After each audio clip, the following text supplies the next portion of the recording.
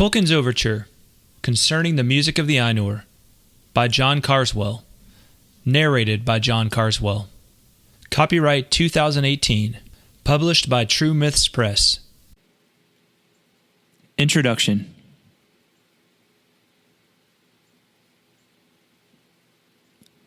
The one question particularly intriguing to the searching mind of the philosopher when he reflects on the phenomenon of music is this: what indeed do we perceive when we listen to music?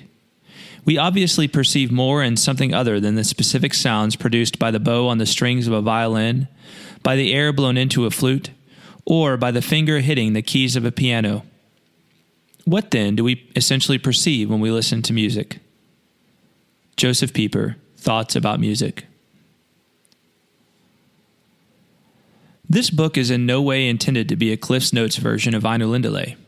Instead, I conceived it as a means to more deeply contemplate and appreciate Middle-earth's creation myth. Probably like most of you, I fell deeply in love with Tolkien's fantastical world because of hobbits and their adventures. As I delved more deeply into it, I discovered a vastness and verisimilitude that astounded me. Here's an imaginary world less like a stage prop and more like reality itself. And it all begins, beyond the deeps of time, in the halls of Ilúvatar, with the music of the Ainur.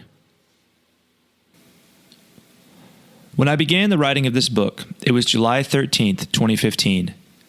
The New Horizons spacecraft was less than 24 hours away from its closest approach to the dwarf planet, Pluto. We were in the process of capturing imagery from the most distant planetary body in our solar system. It was exciting to see this happening, for it had taken over 9 years for the spacecraft to reach this locale, traveling at a velocity in the neighborhood of 36,000 miles per hour, across a distance somewhere between 4 and 5 billion miles. To put that in perspective, it takes light 5.3 hours to reach Earth from Pluto. And even so, in the grand scheme of things, to travel from the Earth to Pluto was basically a walk down the street. It was a baby step of baby steps. We live in an unfathomably vast universe. We don't really know where the universe ends, but the current science indicates that it's at least 14 billion light years in diameter. That's basically 23 trillion trips from Earth to Pluto. All of this vastness can of course make us feel very small, as if the size of the ocean or of Mount Rainier weren't enough. Simultaneously, it has a tendency to fill us with wonder. If you walk out on a clear night and look up at the sky for any period of time longer than a few seconds, then you are likely to be struck by the sheer beauty and magnitude of the cosmos. Though mankind has been cataloging the stars for millennia, the night sky seems inexhaustible. Though our minds would like to comprehend it, they are truly incapable of doing so. Humorously, the British writer Douglas Adams dealt with the inability of our minds to comprehend the magnitude of the universe via the total perspective vortex, a device which allowed a person to view the size of the universe in one glimpse, thus driving them insane. For me at least, and I think for many others, we have to leave our minds behind at some point and simply surrender to the grandness and beauty of it all. We are small. The universe is vast beyond our imaginations. And there's that word, imagination. For some reason, of all creatures, we care to think about these things. And though the vastness of the cosmos defies our ability to fully comprehend it in our minds, we are drawn to other ways of seeking to express it. Indeed, almost every ancient civilization had a creation story of some sort. Tolkien was of the Christian, and specifically Catholic, tradition. His sacred library of books would have included 2 works commencing with the words, "In the beginning." Genesis and St. John's Gospel. In Genesis, the first words of the Bible, we find the story of creation, and it unfolds as a poem, perhaps even a song. Yet the Gospel of John hits reset. Yes, God speaks, but in this case, God is actually the word spoken, logos in the original Greek, and not just God, but specifically the second person of the Holy Trinity. Behind everything, there is a reason, a harmony, a beautiful oneness to which all diversity tends. And it would be hard not to see Tolkien's creation myth building on this to a certain degree. For this word is no mere word, but the way by which the rational mind reaches to the cosmos, to the origin and the consummation of all things, to matters beyond the great beyond. These are the words of poetry, and poetry, in the end, reaches to music. Music is expression that defies language, at least spoken or written language. It is in the final assessment a sort of magic all itself, a way of hinting at new worlds and of new feelings and possibilities.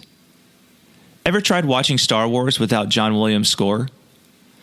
To know its absence from the visuals is immediately to sense the utter power of music to create a reality we can feel in the very fiber of our being.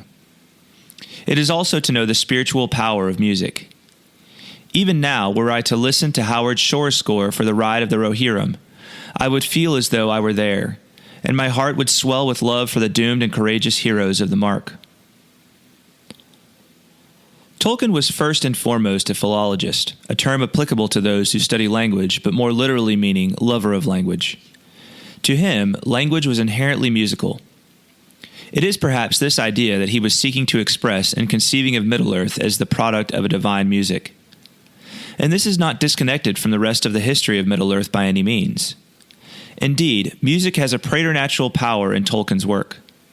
One need only consider the battle of song waged between Sauron and Finrod Felagund, or the way characters such as Lúthien and Tom Bombadil are able to use song in ways that transcend and command natural elements. Indeed, once again it appears that music is the actual material Middle-earth is made of. Furthermore, it is worth noting at the outset that the end to which all of the history of Middle-earth apparently tended was a second and final music of the Ainur, as is referenced in the last sentence of Quintus Silmarillion's first chapter. Middle-earth did not simply begin in music, but it is aimed at a greater and final music that will apparently last for all of eternity. This Middle-earth eschatology is expounded upon early in Ainulindalë, when we learn that then the themes of Ilúvatar shall be played aright, and take being in the moment of their utterance. For all shall then understand fully his intent in their part, and each shall know the comprehension of each, and Ilúvatar shall give to their thoughts the secret fire, being well pleased. Having said this, it does not seem too much of a stretch to ask, can anyone really understand Middle-earth as Tolkien intended if he does not understand Ainulindalë? Indeed, this is the task before us in this book, to understand the overture which begins the begin and foreshadows the end, the drama of the great symphony that is Middle-earth. From Ents to Eagles, from mountains to Mithril, all things have their origin in the music of the Ainur. My method in constructing this book is relatively simple. The first 3 chapters concern a close reading of Ainulindalë directly. The rest of the book, other than the appendices, operates from the thesis that, because Tolkien saw fit to bookend his imaginary universe with the metaphysic and cosmogony of music, then it is worth exploring what role music plays in the rest of the stories of Middle-earth. Therefore, I will undertake in the final chapters a contemplation of musical references in the Silmarillion and the Lord of the Rings. One further note. There is obviously no actual music in the texts under consideration. In most cases, we will be dealing with descriptions of music or poetry. As regards the poetry of these works, I assume lines of verse were meant by Tolkien to represent part of a song, unless otherwise indicated. Enough of mere words, though. Let us set out into this vastness beyond vastness, into this song of songs, into a consoling contemplation of the cosmos. Or, as Tolkien might say, let us dive headlong into the deeps of time, for an incredible journey amidst the innumerable stars. Part 1. The Music of the Ainur. Ainulindalë is the story of the creation of Middle-earth. It tells of a great symphony before the existence of anything else by great and powerful beings, and how their music led to the world that would come to be the home of elves, men, hobbits, and dwarves. In the first part of this book, I will delve deeply into this rather brief creation myth, and explore what I discern to be the 3 main parts of it: the music, the vision, and the reality. Chapter 1. The Music. There was Eru, the One, who in Arda is called Ilúvatar.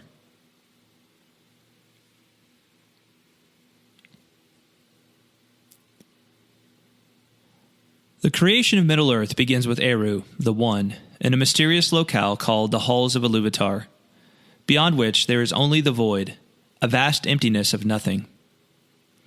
What we will come to learn about Eru is that he closely aligns with the Judeo-Christian view of the all-powerful God, who is completely other and transcendent, and thus any vehicle of human imagination, words, images, or a combination thereof, will seem to fall woefully short when attempting to describe him.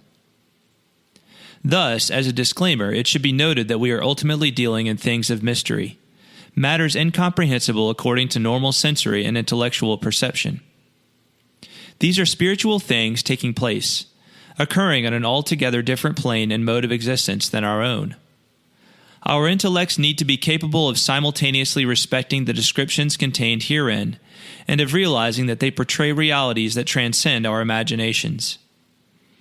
Ainulindalë is truly written as though it were the story of an ancient, pre-modern people. It is an attempt to communicate transcendent realities to finite and limited beings, who typically rely upon their senses for knowledge. But of course, isn't that what all music really is? Does Ainulindalë have a plot? Ainulindalë may not be incredibly long, but it's as dense as a neutron star. Fittingly, it progresses more like a great symphony rather than a modern pop song, taking on one theme only to combine it with another, seeming to repeat what is past in varied form, developing past themes more richly even as new themes are opened up. Does Ainulindalë have a plot? I believe it does, though it is not the sort of plot that one might see in your average blockbuster film or find in your favorite beach read. Though written in prose, Ainulindalë is more poetic than most prose storytelling, a dancing prose, seeming always to return to a previous starting point, yet all the while leaving a trailing echo in its wake as it moves. Even so, I have come to discern a three-part structure within Ainulindalë that I believe helps the mind begin to grasp it. While I have no reason to think that Tolkien intended this explicit structure, it nevertheless seems to fit quite well. Footnote 3. I do want to note that I think I discerned this structure by reading his poem Mythopoeia. It seems to describe a similar pattern of creative inspiration. So maybe he did intend it. These three parts are as follows. Number 1, the music. Number 2, the vision. Number 3, the reality. As I engage Ainulindalë, these parts will serve as the basic structure of exploration. This chapter focuses on the first part of Ainulindalë, the music, in which Eru Ilúvatar creates the Ainur and leads them in the creation of a great cosmic music. Teaching the Ainur to play. Ainulindalë begins with the creation of the Ainur by Ilúvatar. These Ainur, the holy ones, are the offspring of his thought. To each of the Ainur he propounds a theme. Each of the Ainur sings before Ilúvatar, or in some cases a few together do so. Let us pause here, for there's already a lot to unpack. Ilúvatar is the originator of both theme and Ainur. The themes themselves are not persons, but the Ainur are. Why is it necessary for there to be persons to propound these themes? Why is it not possible for Ilúvatar simply to propound them himself? These are significant questions.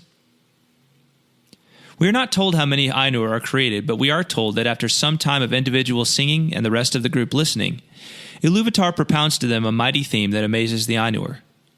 With this, Ilúvatar wills that they make a great music together. At this point, we begin to see why he created the Ainur in addition to the themes themselves.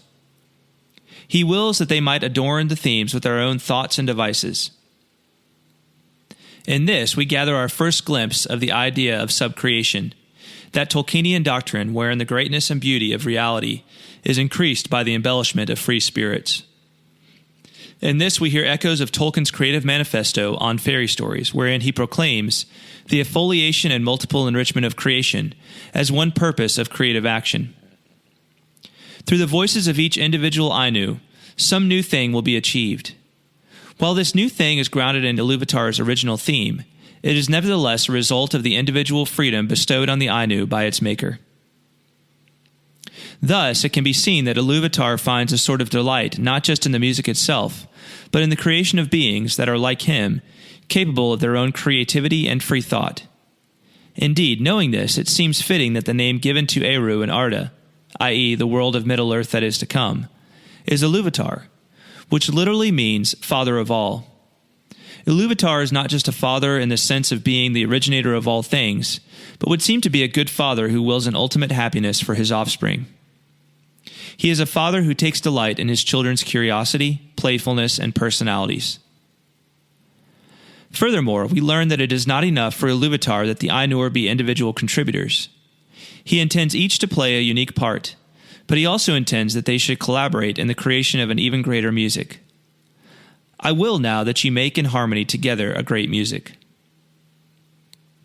Though each Ainur is a great being itself, they only reflect one limited aspect of Ilúvatar's thought. As they collaborate with their brethren, though, they create a greater unison and harmony and more deeply discover the majesty of Ilúvatar himself. And Ilúvatar finds great joy in the fact that through the Ainur, great beauty has been wakened into song. The first theme. After some time of teaching each individual Ainu the music he wills for them, Ilúvatar calls them all together and gives them a mighty theme that they should play together. What is a theme? Let us consider a familiar example. In musical terms, the theme of a work is generally its main melody. Consider Beethoven's Fifth Symphony. It contains one of the most recognizable themes in the history of music. As one listens closely to the symphony, one can easily discern the main melody of the piece, as it develops from the initial da-da-da-da motif, being carried along by the higher string instruments, violins. However, as one listens more closely, it becomes clear that there is much more going on than just the main melody of the piece. There are numerous instruments involved, including flutes, oboes, clarinets, bassoons, horns, trumpets, timpani drums, violins, violas, cellos, and double basses. Only one or two of these instruments may be playing the main theme at any given time. It is up to the rest of the instruments to fill out and embellish the theme, to make, as it were, a mighty and wondrous sound in unison and harmony. Now imagine listening only to the violin part. One would indeed hear the same general theme, but it would feel naked, spare, and minimal. It would in no way be the same as hearing the full symphony in all of its glory. This, then, is a fitting analogy for what Ilúvatar does here.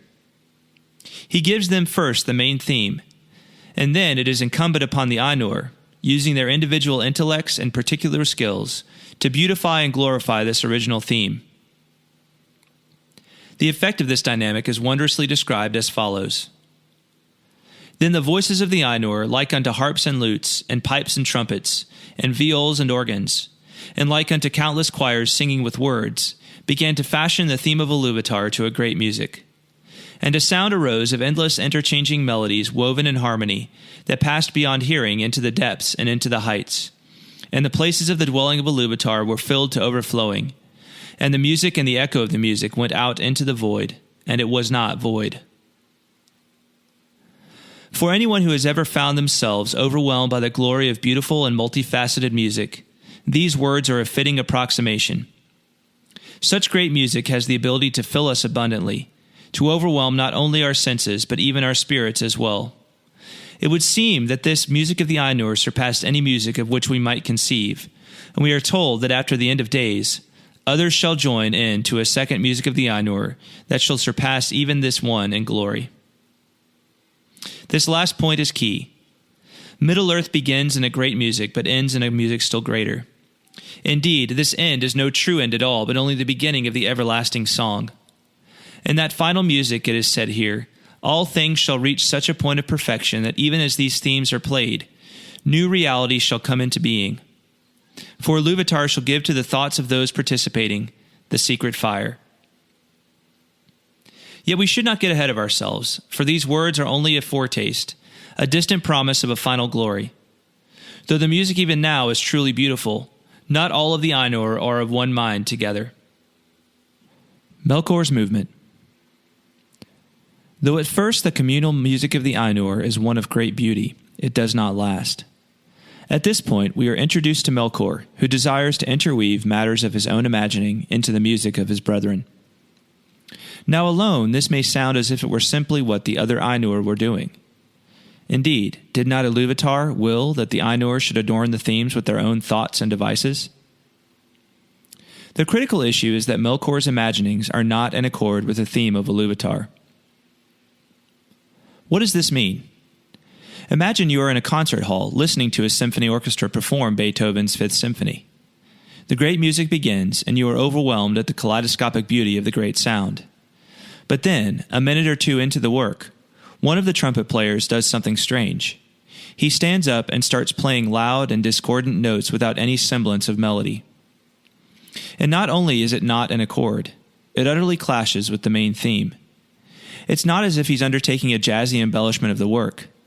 It's more like he's seeking to deliberately disrupt everyone else. That is apparently what Melkor does. Why does he act thus? We are dealing here in arcane matters, but the text tells us that Melkor has two basic reasons for acting thus. First, he wants to increase the power and glory of the part assigned to himself. Second, he wants to fill the void with his sound. Melkor apparently feels that the void is being ignored, that Ilúvatar has given no thought to it.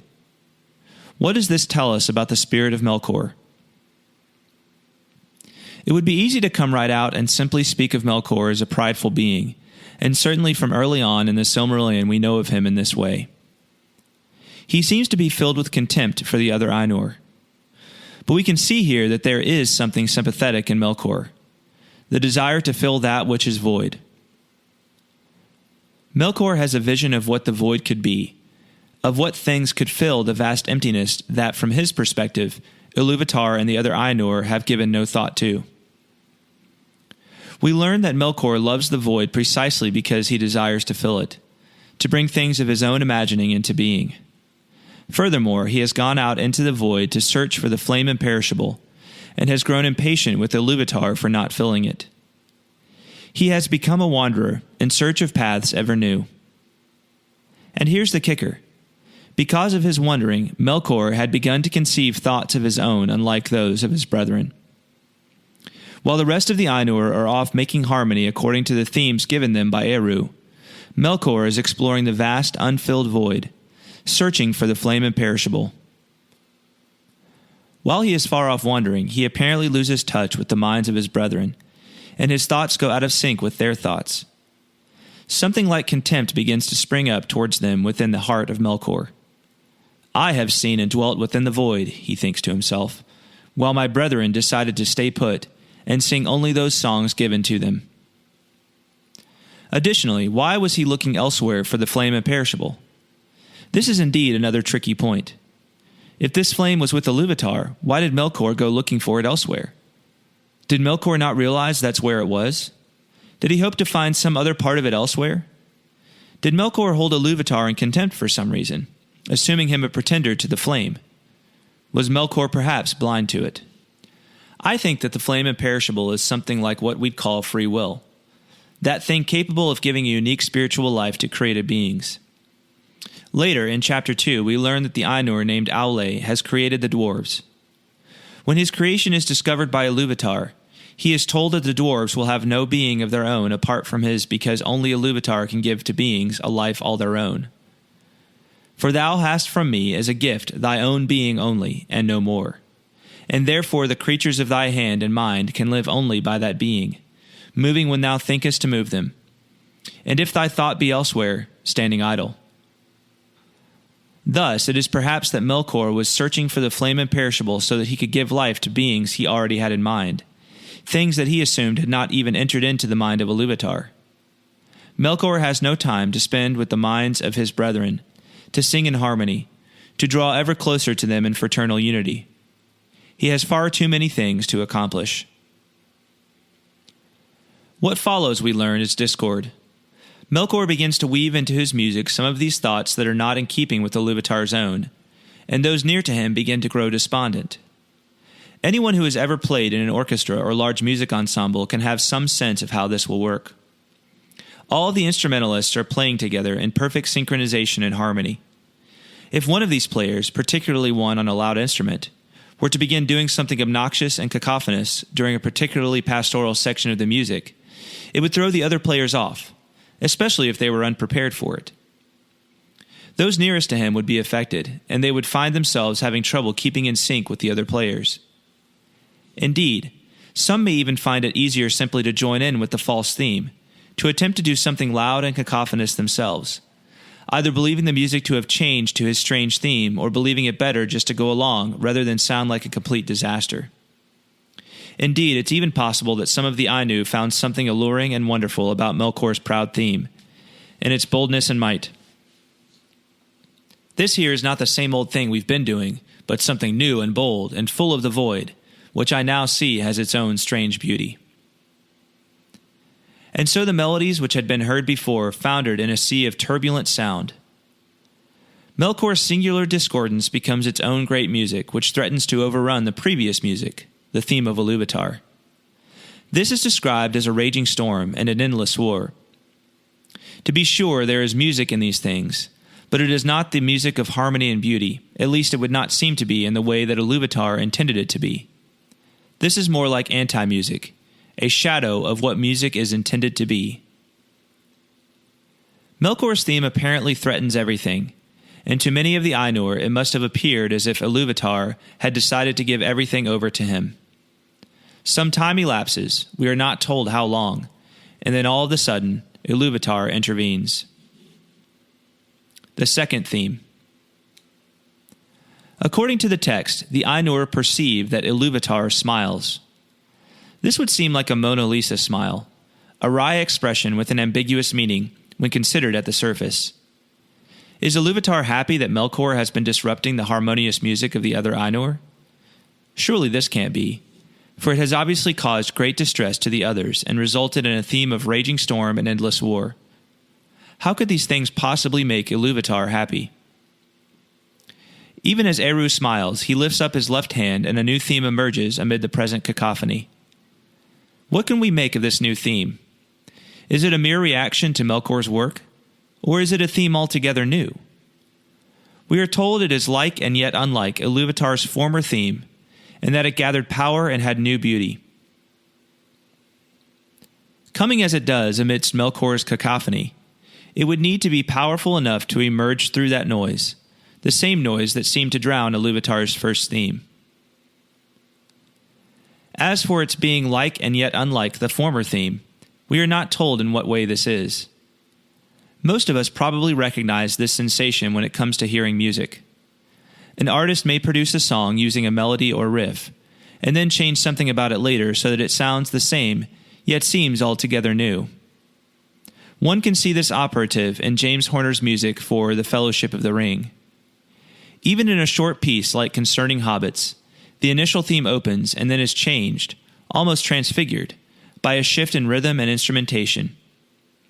And then, further down the line, a brief twinge of sadness, a minor key interrupts the flow and something even newer emerges. Yet finally, the song is able to resolve on something very closely resembling the introduction, though not exactly the same. The music is changed, but it is not completely and utterly different. Though it seems that Ilúvatar has produced something capable of withstanding Melkor's assault of noise, Melkor is not finished yet. Even as the second theme emerges from the sea of sound, Melkor's discord arises with a vengeance, and an even greater war of noise results. A noise so great that many of the Ainur simply cease their playing altogether. Who's in charge here, they must be wondering. According to the text at this point, Melkor is. Melkor had the mastery. Melkor, created by Ilúvatar, seems to be winning in what has gone from a beautiful and harmonious music to a war of noise. Yet as we might expect, Ilúvatar is not finished yet. The third theme. Even as it seems Melkor has regained control of the cosmogonic symphony, Ilúvatar lifts up his right hand and a third theme arises out of the overwhelming din and musical chaos. Where the second theme was like and yet unlike the first theme, this third theme, we are told, is completely unlike the others. Something new. We aren't going to be just repeating this cycle of theme leading to noise, leading to change in theme, leading to more noise. Ilúvatar is not going to give the mastery over to Melkor in a final way, though it may seem like it for a time, perhaps even long enough for many of the Ainur to become despondent of making harmonious music ever again. We are told that this theme at first seems soft and sweet, which doesn't exactly sound like something capable of contending with the great cacophony swirling about the throne of Ilúvatar at the moment. Soft and sweet sounds like something that would be easily overwhelmed. Yet this same theme, a mere rippling of gentle sounds and delicate melodies, grows slowly, for it could not be quenched. Eventually, it takes to itself power and profundity. All of this represents a new tactic on the part of Ilúvatar. No longer does he seek to counter the incredible noise of Melkor with immediately great themes, but instead he lays in something that grows and grows until it becomes powerful and profound from within the cacophony. Even so, neither Melkor's chaotic noise nor Ilúvatar's third theme ultimately gains mastery. We learn that they seem to progress together while simultaneously being utterly at variance. You have probably experienced something like this before. Perhaps you are driving along listening to a classic rock station, and then someone pulls up beside you listening to country at full blast. Our brains seem incapable of processing the competing musical strands as separate things, though at times we can pick out the different tunes in this situation. Still, it is in no way a pleasant sensation, this warring of musical voices, and with enough exposure to it, it is liable to drive most of us insane. It seems that we are wired so as to need a certain inner harmony, and when we don't have that, we become unbalanced, perhaps even physically ill. The beauty of sorrow. Ilúvatar's third theme is described wonderfully here. It has gradually and subtly risen to the point where it is deep and wide and beautiful, but slow and blended with an immeasurable sorrow, from which its beauty chiefly came. There is great vividness to this description. If we were just talking about the first four descriptors, deep, wide, beautiful, and slow, I hear in my head the pastoral symphony from Handel's Messiah. If I close my eyes while I listen to that, it evokes within my mind a vast and green valley between great mountains, flowing with rivers, creeks, and the possibility of endless and wonderful discovery. This is a happy and peaceful place, a place of bliss and rest. However, the immeasurable sorrow proves problematic. I have trouble identifying that sound in my head, for it inevitably ends up feeling rather, well, Melkorish. To be sure, I can handle sorrow, but it's the immeasurable part that provides the greatest problem for me. When I think of sorrow, I can think of sadness, but it's not necessarily a sadness that overwhelms. Instead, it's like a rainy day, something I've always found beautiful in and of itself, a gray shade amid the world. However, attaching the modifier immeasurable to sorrow leads me to think of a sorrow that is capable of overwhelming someone, even of leading to despair. Now, it could be that I am misunderstanding what Tolkien meant here. If it is possible to understand immeasurable in this way, as a thing that overwhelms the heart, it is also possible to understand it in a way capable of meaning something that cannot be described in a quantifiable manner. It could be that this sorrow is simply immeasurable in its beauty, or vast enough to seem immeasurable. In this idea of immeasurable sorrow, I hear echoes of what Tolkien referred to as Christian joy in a 1944 letter to his son Christopher. In that letter, he remarks, "Such joy produces tears because it is qualitatively so like sorrow, because it comes from those places where joy and sorrow are at one, reconciled, as selfishness and altruism are lost in love." It is a strange thing that intense sorrow should lead to intense beauty and joy, but this echoes the Catholic conception of the Passion of Christ.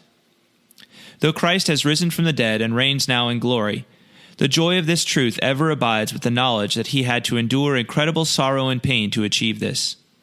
Indeed, it is in the Apostles' letter to the Romans that the idea of intense pain and intense joy are connected in a marvelous paradox, when he makes the mysterious proclamation that "for we know that the whole creation has been groaning together in the pains of childbirth until now."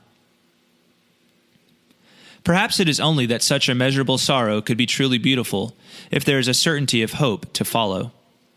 Yet for any reader of The Lord of the Rings, one can easily detect the beauty of such immeasurable sorrow in the way Frodo is never quite the same again after he returns to the Shire from his ring quest. And musically, we can know this implicitly, for who can deny the beauty of the immeasurable sorrow contained in any number of beautiful musical compositions? Indeed, how can we not sense the beauty in the immeasurable sorrow of Howard Shore's theme, which accompanies the Rohirrim, as they charge into the jaws of death at the Battle of the Pelennor Fields. It may be that music is the most potent instrument for encapsulating the mysterious beauty of such immeasurable sorrow. A violent unity. The second music we hear of is the great music of Melkor. It is described as loud, vain, endlessly repetitious, containing little harmony, and resulting in a clamorous union. This is not the unity of harmony, but the unity of rhythm, the music of the machine.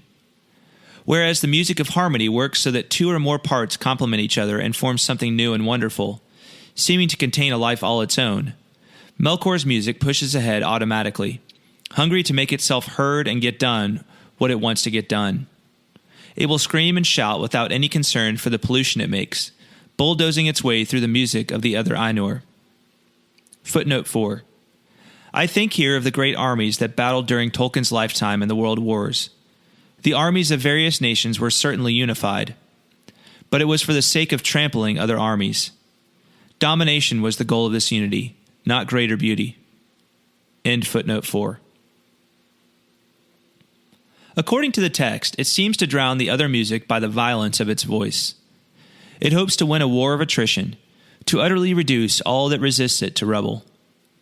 What we also find in this, though, is that there is really nothing particularly clever or original about it. It is pure will, pure force, pure might, lacking in anything resembling skill or art. It screams, "I am great. Bow before me." Yet a wonderful thing happens here. Even as Melkor's music belts out triumphant notes, the theme of Ilúvatar seizes these notes and weaves them into its own pattern. Though Melkor's music seems great and mighty, it does not succeed in accomplishing what it seeks to accomplish, but instead provides new notes to take Ilúvatar's beautiful themes to even greater heights of glory. Hidden in this, we might indeed find the mystery of sorrow's beauty. If Melkor intends malice toward his brethren and their works with his music, then it is a wonderful irony that what should be his greatest triumphs are in fact used to bring about even greater triumphs for the cause of harmony and beauty. The harder Melkor blasts his own horns, the more beautiful the theme of his brethren becomes. The greater Melkor's effort to mar and destroy, the greater the resulting beauty and glory. The music ends.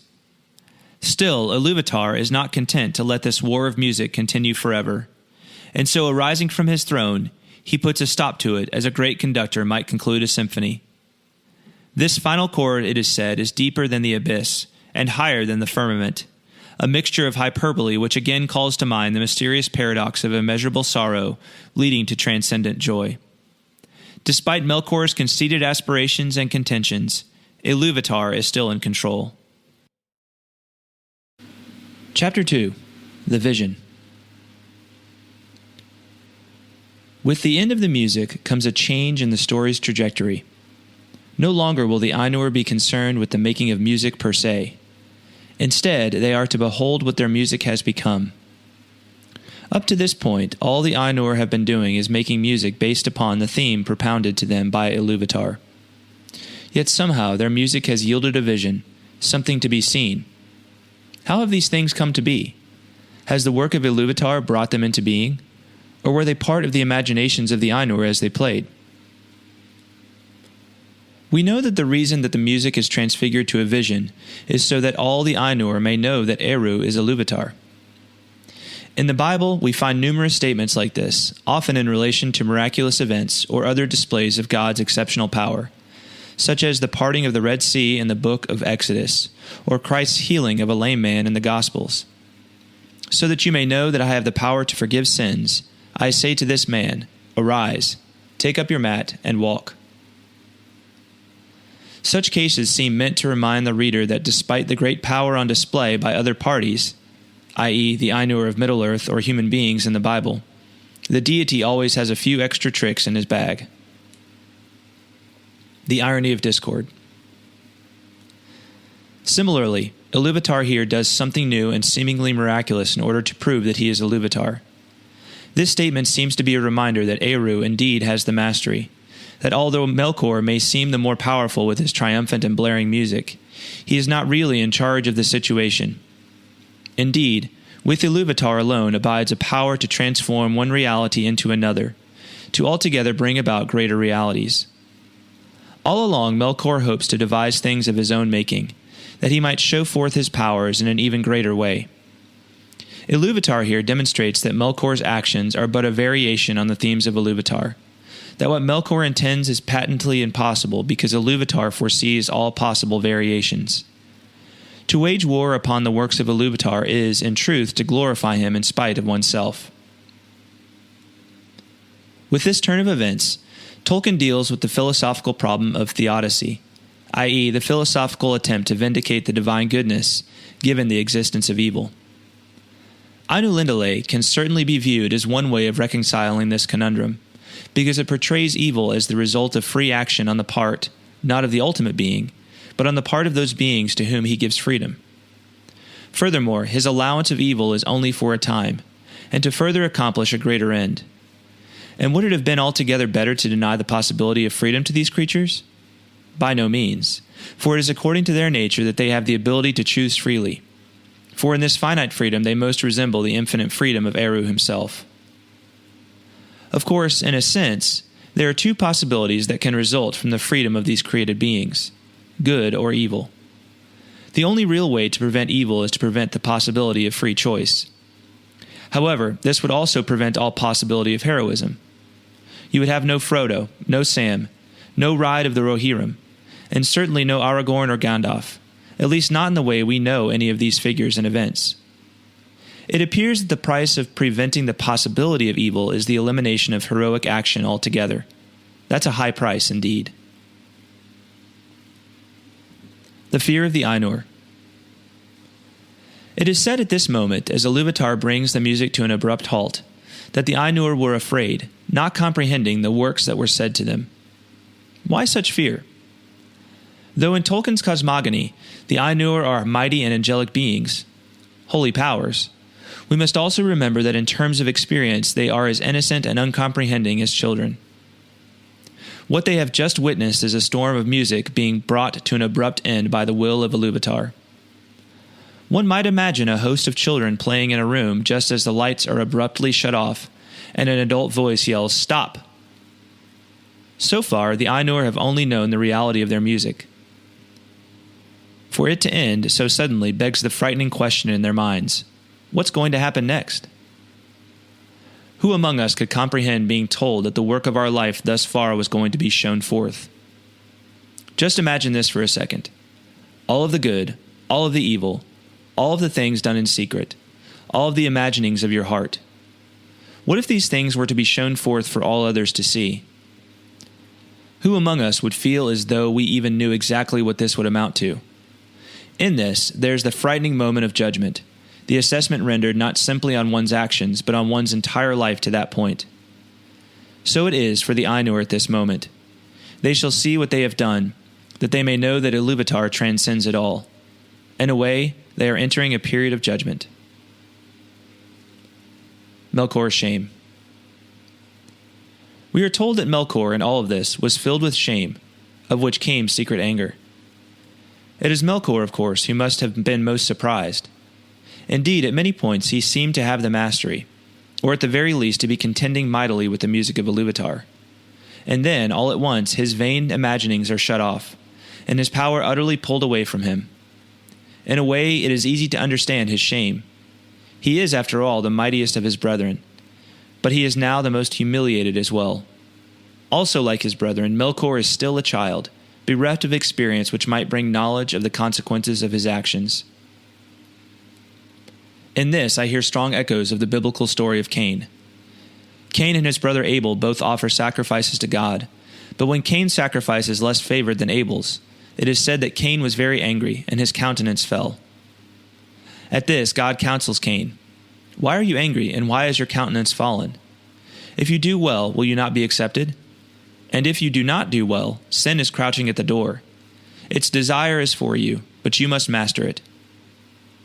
It would seem then that Melkor is not in fact a lost cause at this point. Indeed, all he needs to do is admit his wrongdoing, and perhaps all shall be well. Yet for the prideful it is not easy to put away the embarrassment of shame. There is a need not only to cover over the shame, but also to prove to the witnesses of your shame that you can back up your lofty self-image. Who among any of us does not know this desire in some way? Even as Melkor harbors his secret anger, Ilúvatar leads the Ainur forth into the fair regions that he had made for them. What are these regions?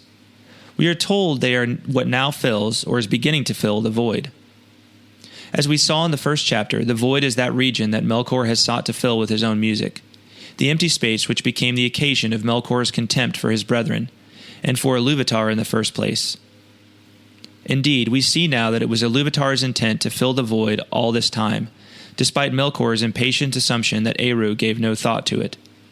Thus, this judgment is doubly painful for Melkor, as he sees his beloved void being filled not with things of his imagining, but with the imaginings of his lesser brethren. Indeed, pride is an unforgiving master. Sound becomes vision. Have you ever heard music that doesn't just sound pleasant to the ears, but seems to show you another world in your mind? The best music has the uncanny ability to transport us to another place and perhaps even another time. When I was a child, I can remember some of the songs my older siblings would listen to having this effect on me. U2's Where the Streets Have No Name is a prime example of this effect. When I hear the opening of that song, the organ that rises from a distance to a beautiful height, I can see a place in my mind's eye in the far-off distance. To be sure, it's a place I can't quite get to, nor is it a place I can fully perceive, but nevertheless I see it. Somehow music has the ability to do this, to provide us with something visual even though music is primarily received by hearing. In this instance, between Ilúvatar and the Ainur, there seems to be a magic at work, from Ilúvatar's incantation, "Behold your music," to the astonishment of the next line, "And he showed to them a vision, giving them sight where before was only hearing." Throughout Ainulindalë, and especially in moments like this, we are astonished as new gives way to newer and wonder gives way to fascination. Indeed, it is as if this is Ilúvatar's intention, to feed his children with new and wonderful things at every turn. Imagine the thrill at seeing a vision made of one's music, of recognizing in an image what you had previously only known in sound. The nature of the vision. What do we learn of the vision the Ainur are shown? First, that it is globed amid the void. It exists in the void, but seems to have its own existence therein, and that's why he says that it was sustained therein, but was not of it. Even as they admire this world, though, they are able to see its history unfold before them. And it seemed to them that it lived and grew. The vision is not simply of a static world, a painting as it were, but a living drama. Still, it appears that their perception is limited and certainly not omniscient. They are, after all, seeing things for the first time, having been given vision where before there was only auditory perception. Indeed, the new world seems to live and grow before their eyes. For some time, the Ainur simply gaze at this new world until eventually Ilúvatar says once again, "Behold your music, this is your minstrelsy." The world the Ainur see has taken on being from the very music that they were making. Here we see the subcreative pattern expressed. First, greater being gives them basic material of creation, Ilúvatar's theme. Second, lesser being develops the basic material more fully, music of the Ainur.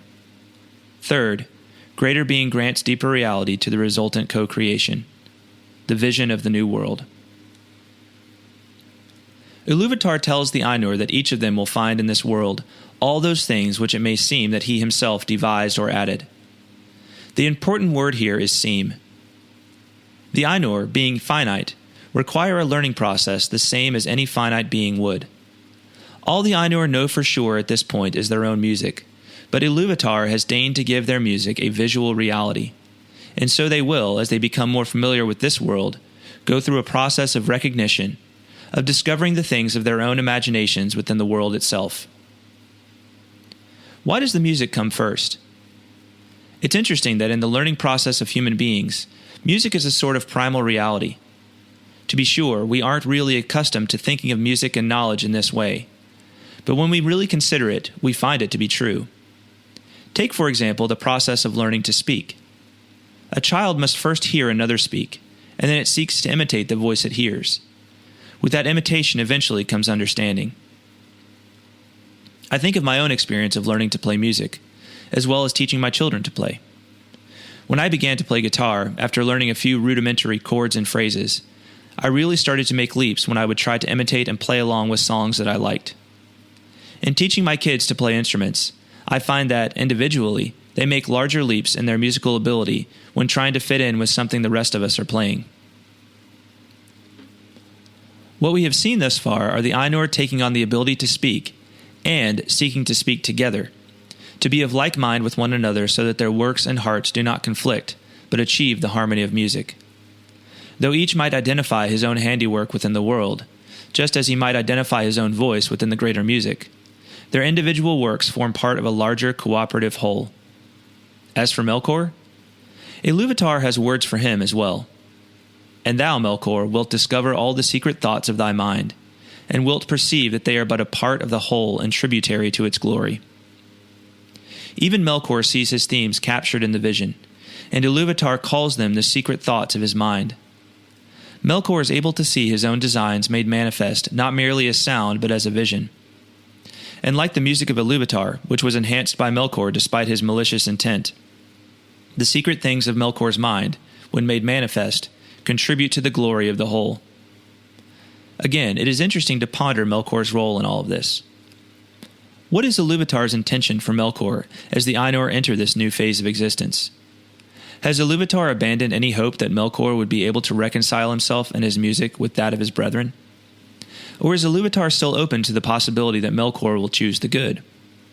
In other words, is it still possible for Melkor to change? Has his role in the music forever fixed his role in Arda? Perspectives and vantage points. By virtue of the vision given to them, the Ainur gain foresight into the history of Middle-earth.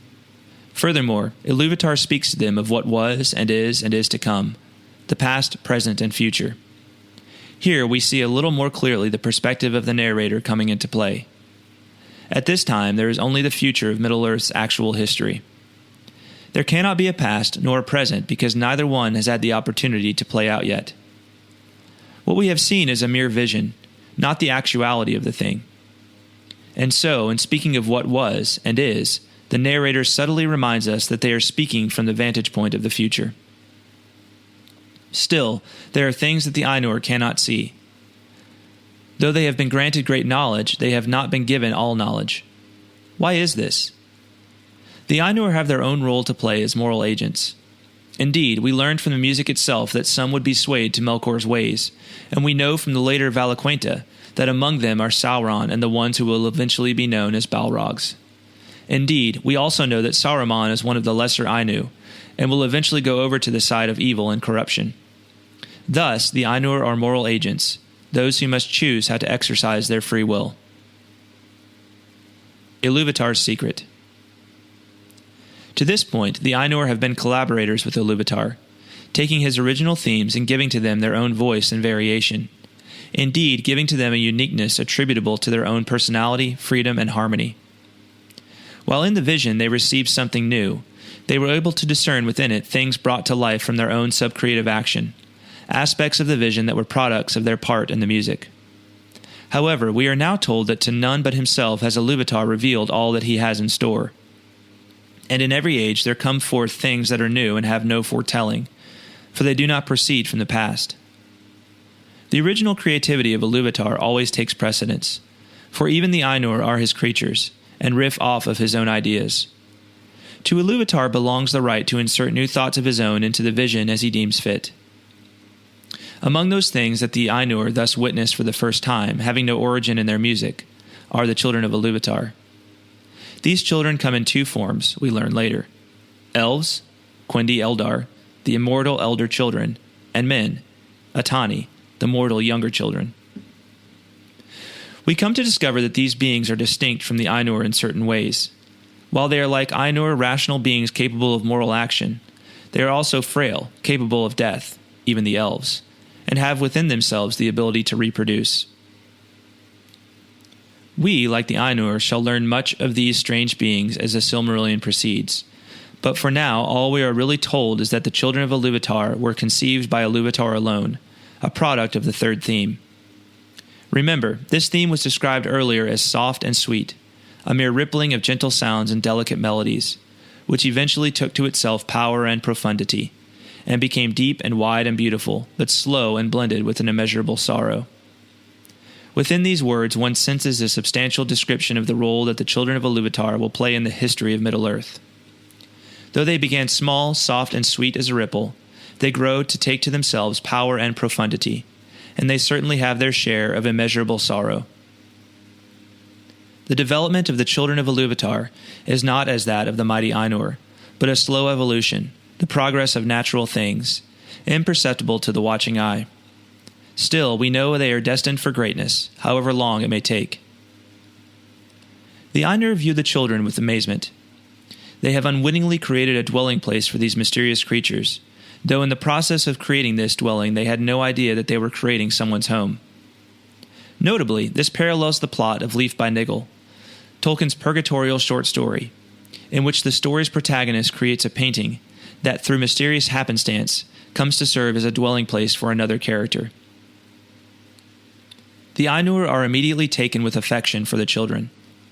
They love them, it says first, because they are other than themselves. What does this mean? It may be like what any one of us feels when we discover something new and wonderful, something like what we may feel upon discovering an artist's work for the first time. It's love, not exactly in a romantic sense, but having more to do with intellectual enchantment and captivation. Yet it is important to recognize the endpoint of this circle of delight, for the text says that by gazing upon these new creations, the Ainur saw the mind of Ilúvatar reflected anew, and learned yet a little more of his wisdom, which otherwise had been hidden from them. Ultimately, the children reveal a little more of the depths of Ilúvatar's being to the Ainur, and this seems to be the primary reason that they delight in the children. Even so, it is worth noting that within this delight is a love for things strange and free. In these words, we find something that we can probably identify with as human beings. To love something that is strange is to love something that is other than myself, that contributes to the variety and wonder and richness of reality. While there are always perils and risks associated with the strange, there is also the delight of novelty, of a fresh and new perspective, of a reorientation to the reality we thought we knew. A home for Ilúvatar's children. When we look at the night sky, knowing what we know now, we realize just how vast the universe is and how tiny we must be within its seeming infinitude. A journey to our closest stellar neighbor, Proxima Centauri, would take decades, even centuries or millennia, given technology far more advanced than what we have now. This same vastness is the playground of the Ainur. Within this vastness, Ilúvatar decides to give his children, elves and men, a home, one so small that it might seem insignificant in the eyes of the mighty Ainur. It is easy for the mighty to look down upon the relatively small and weak and think them nothing. Yet we are warned not to despise these things even in their smallness. Tolkien here contrasts the might of the Ainur with their terrible sharpness. What's this all about? For a certain type of mindset, there is only power, the power of the steamroller to pave anything in its path, sheer brute force. Yet Tolkien here champions minute precision over immeasurable vastness, the summit of the mountain over the tonnage of earth beneath it. We are reminded here of the struggle between art and magic as a primary concern of Tolkien's, the capability of the beautiful to slowly win out over the false and contrived fraud. With this idea of terrible sharpness, I think Tolkien means to refer to the fact that the Ainur were not only mighty as gods, but also piercing in their ability to see the details and cut to the quick. The Ainur are beings concerned with the vast and the infinitesimal, the stars and the atomic particles that fuel them. Because of this, we see that some of the Ainur, though not all, begin to take great concern for the new dwelling of the children by bending their thought and their desire toward it. And this is where Melkor once again comes into play. Melkor's feigned concern. When last we saw Melkor, he had been rebuked by Ilúvatar. Having muscled around among the Ainur, asserting his music over that of the others, he had been told by Ilúvatar that his malicious intent was in reality only serving to make his music more beautiful. For some, humiliation is an opportunity for reflection and sobriety, a chance to turn away from error. For others, it is a reason to double down on their pride. We are told that Melkor pretends to show the same loving concern for the children that his brethren apparently do. In fact, he pretends so well that he even fools himself at first. Yet how can one fool themselves in this matter? We might say that Melkor truly did intend reform, a change of heart and attitude. Perhaps for a brief moment he even conquered his pride. Yet there are additional deadly sins that rational souls are susceptible to, and it is envy that gets the best of him this time. He envies elves and men for the gifts with which Ilúvatar promised to endow them. What are these gifts? It's not entirely clear. What could they possibly have that Melkor and the other Ainur don't already? He also desires in the secret of his heart to subvert the children to his will. Whereas the other Ainur seem enamored of the children as free creatures of Ilúvatar, Melkor sees in the children only a means to glorify himself, a further means of increasing his own dominance. It seems to be a blindness of his. Though Melkor be the most glorious of all creatures, if something does not serve to glorify him directly, then it is worthless and even a threat in his eyes. And there's an irony in the notion that Melkor desires to be a master over other wills, for he is apparently unable to master his own. As we saw before, on one hand he truly believes he is reforming himself. On the other hand, he is up to the same old tricks again, and doesn't really seem to understand the change in attitude and self-image that is required of him. The sound of the sea. When the other Ainur look upon the vision of the children's home, we learn that it is to be known as Arda, the earth. We learn that they rejoice in many aspects of it, including the air, wind, and minerals of which it is made, but that they are most taken with water. In fact, water seems to be a mysterious connecting point between the children and the Ainur, a primeval and intuitive language. In the vast seas, we find that the echo of the music of the Ainur subsides and that the children of Ilúvatar hearken still unsated, while not truly realizing what it is they are looking for. What is this unsatedness? It is a dissatisfaction, a divine discontent. There's nothing quite like the sound of the sea, the roar of the ocean breaking upon the shore, the steady rhythm of its vastness. In the sea itself, we find a cosmic music and an image of the infinite. I surely know this feeling when it comes to the sea.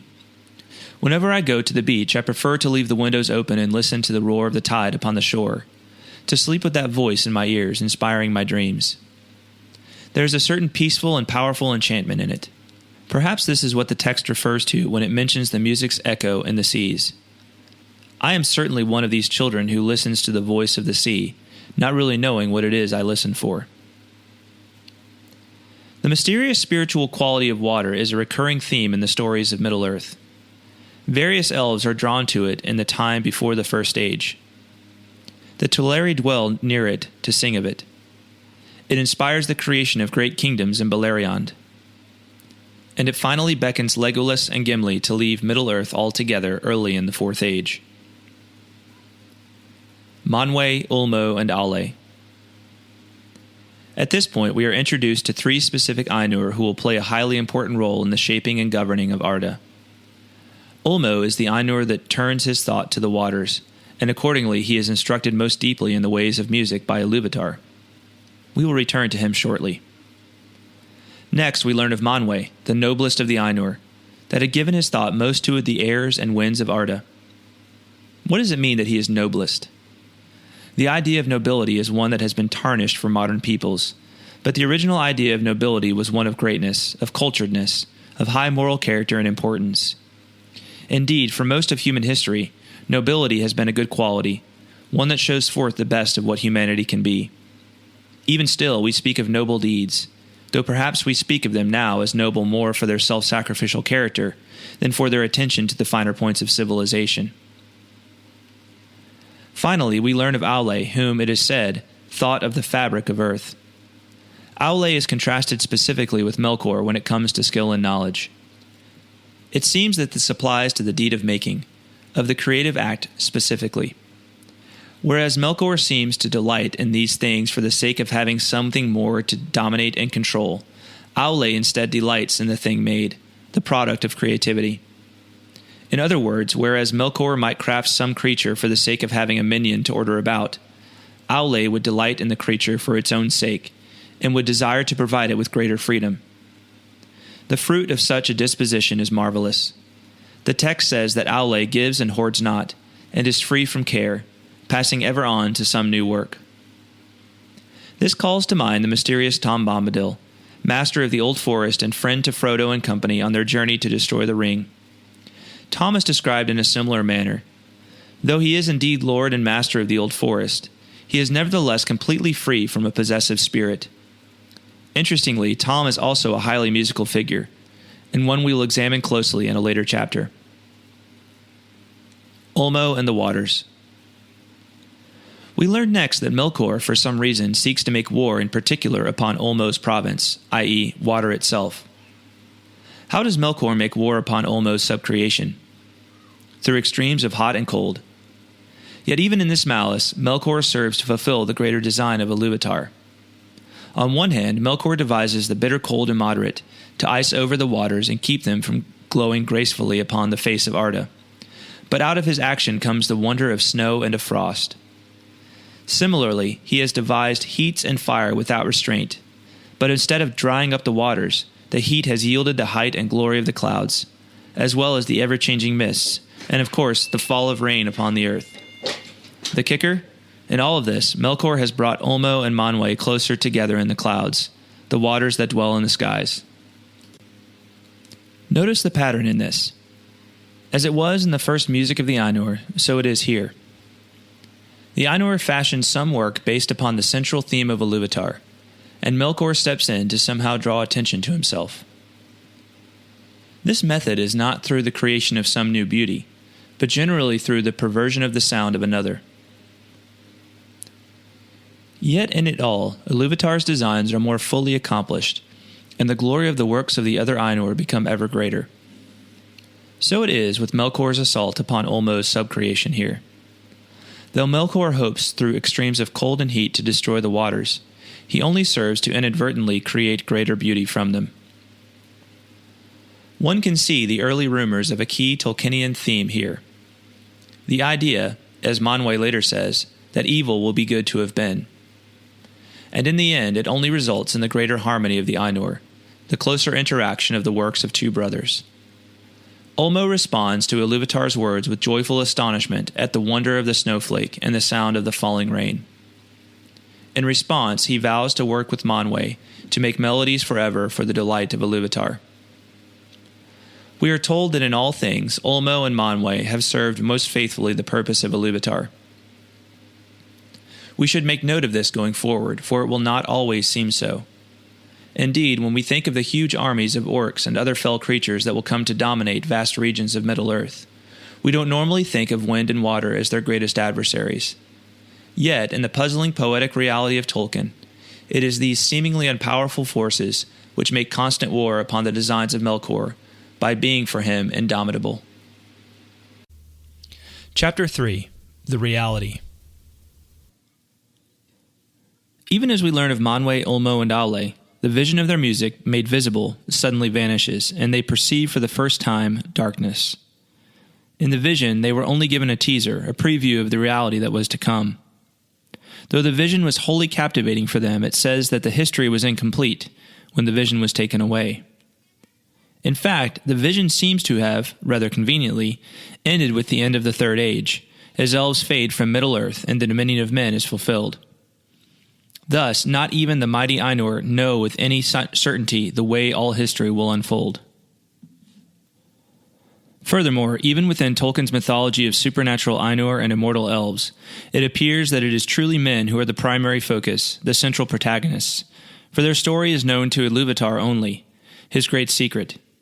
It's fascinating to note that Tolkien intended his Middle-earth works to be a prehistory and mythology of our own reality, and not something entirely separate from it. Considering this, we may better understand Tolkien's statement in On Fairy Stories, that at the center of history is the incarnation and resurrection of Jesus Christ.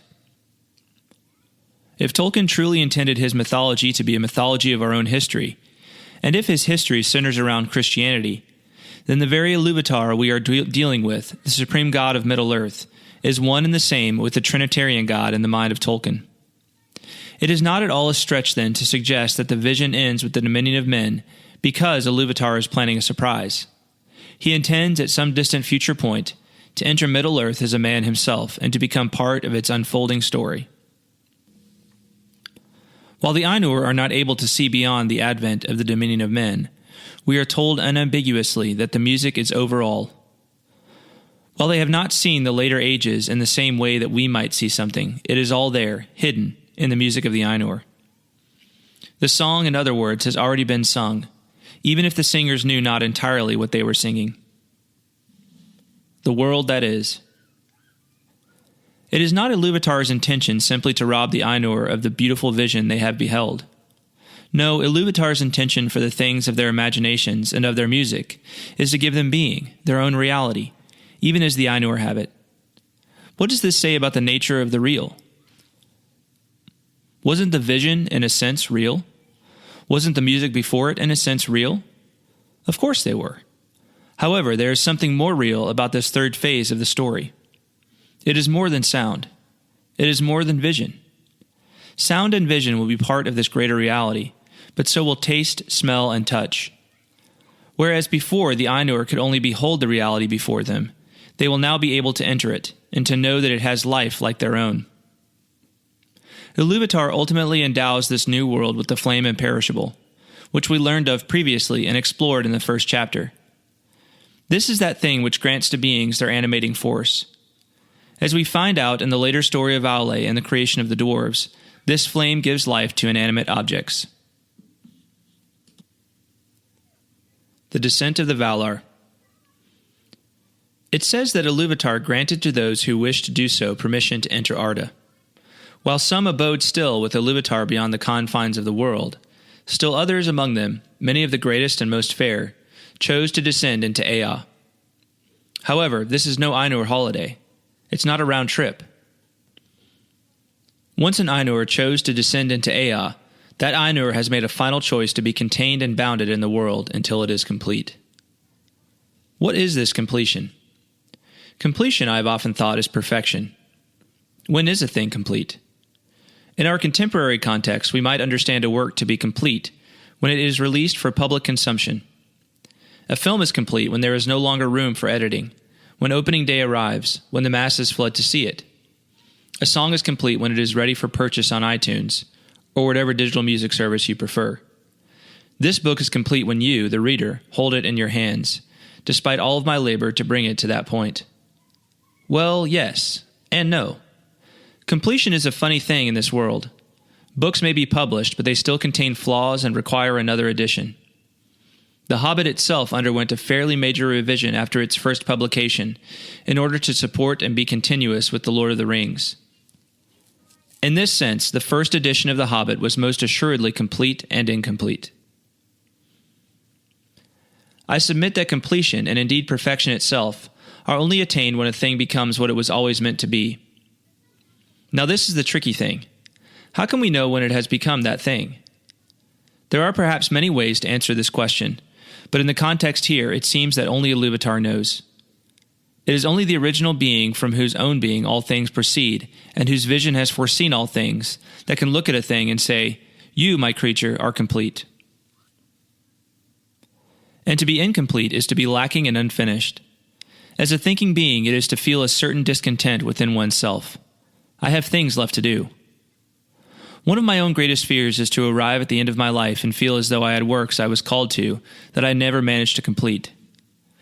So it is that these Ainur, who out of love for the vision they have seen in the things of their imaginations, enter into the world in a sort of marriage to it.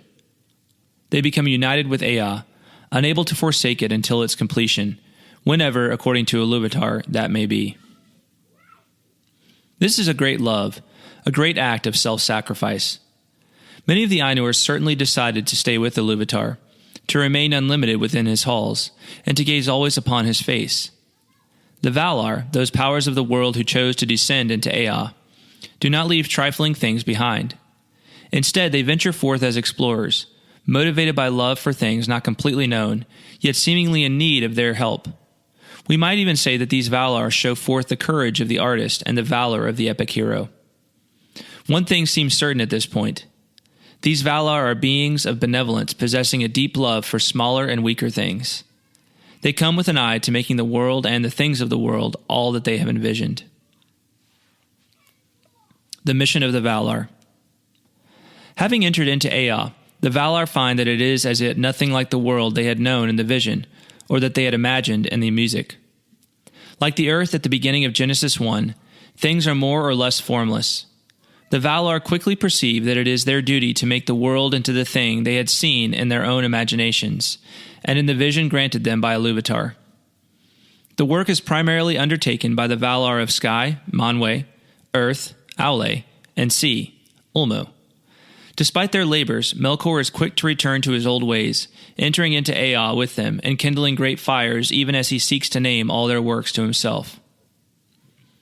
At this, we learn a little bit more about the nature of the second theme, in which Manwë was apparently the chief instrument.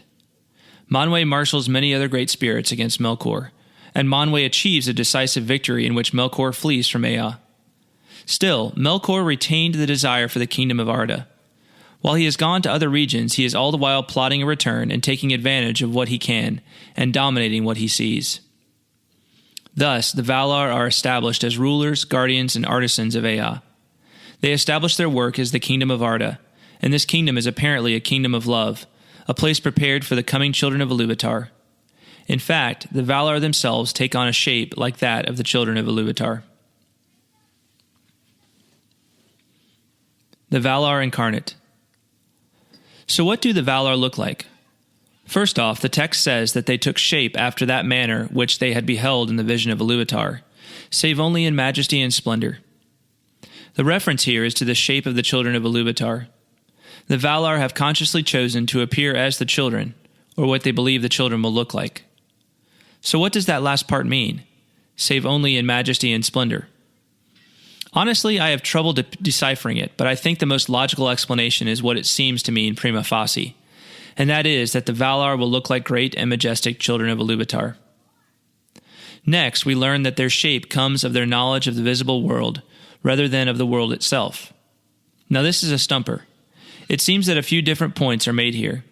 First, the Valar take upon form only as we might put on clothes, and just as the removal of clothes does not rob us of anything essential to us, for the Valar to walk without form in Arda does not rob them of anything associated with their nature. In other words, the bodies of the Valar are for them like clothing is for us. If they do so, they are simply invisible to the eye of any child of Ilúvatar.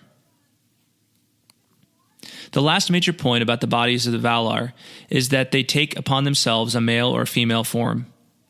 What Tolkien says here is difficult. First, he seems to indicate that the Valar do indeed have a maleness or femaleness associated with them by nature. This is indicated by the statement, that difference of temper they had even from the beginning, and it is but bodied forth in the choice of each, not made by the choice. In other words, their outward maleness or femaleness is consistent with who they are before this, a reflection of their personalities and the free choices that are an outgrowth thereof. Tolkien therefore seems to exclude the possibility that the Valar come to us as gender-neutral beings who can simply be male at one moment or female at the next. One final point on the bodies of the Valar. They are not of fixed form but may take different shape according to their thought. Like the angels of Catholic theology, the Valar are intellectual beings, pure spirit by nature, and when they do take visible form, they are able to do so according to the majesty and dread of their thought. In other words, if a Valar is aroused in anger, he would be a terrifying vision to the children of Ilúvatar and other worldly creatures. The Descent of Melkor. After seeing the various forms taken by the Valar and their companions, Melkor too determines to take upon such a form. As would be fitting for him, the form is terrible to behold, since as we were told about the Valar, his form depends upon his thought and mood, just as we humans typically adorn ourselves according to custom, occasion, mood, and even imagination. Though the rest of the Ainur who descend into Arda are lovely and glorious to see, and blissful, Melkor appears dreadful as a volcano rising out of the sea, with eyes like a flame that withers with heat and pierces with a deadly cold. It doesn't take long for war to begin between Melkor and the Valar. From the very beginning, the rule of the New World, the dominion of Arda, is at stake. Will it be governed by the benevolent Valar who wish only to achieve the vision granted to them and to create a fitting home for Ilúvatar's children? Or will the tyrant Melkor rule it, forcing everything under the sway of his ugly dominance? This early war is a prehistoric cataclysm that sees the great works of the Valar continuously marred by Melkor and his minions.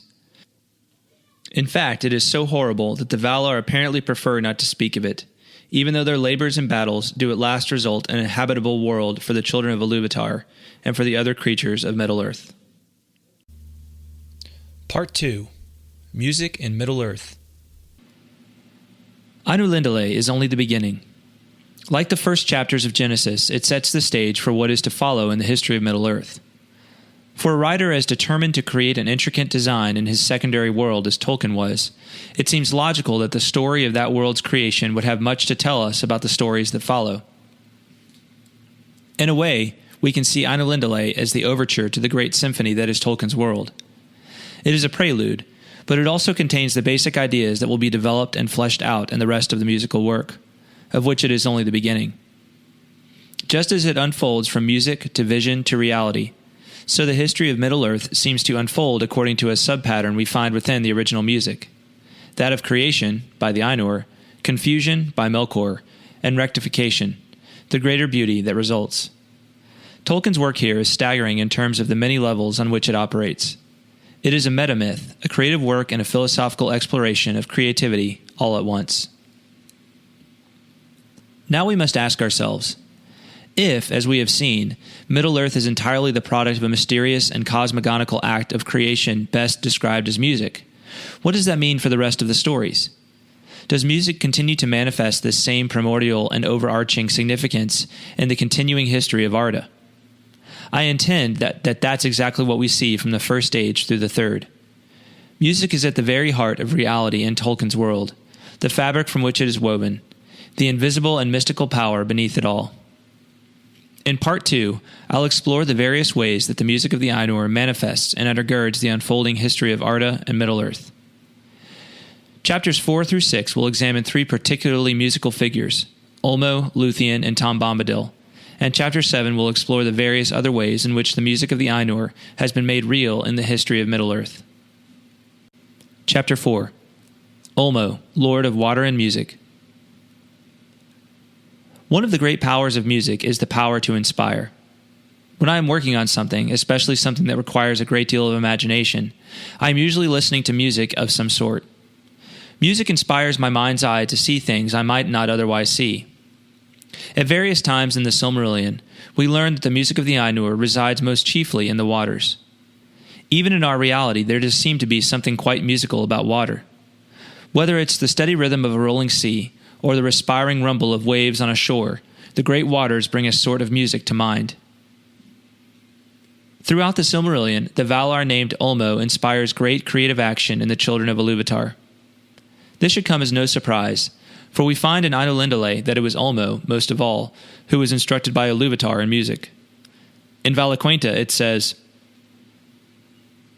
"At times he will come unseen to the shores of Middle-earth, or pass far inland up firths of the sea, and there make music upon his great horns, the Ulumuri, that are wrought of white shell.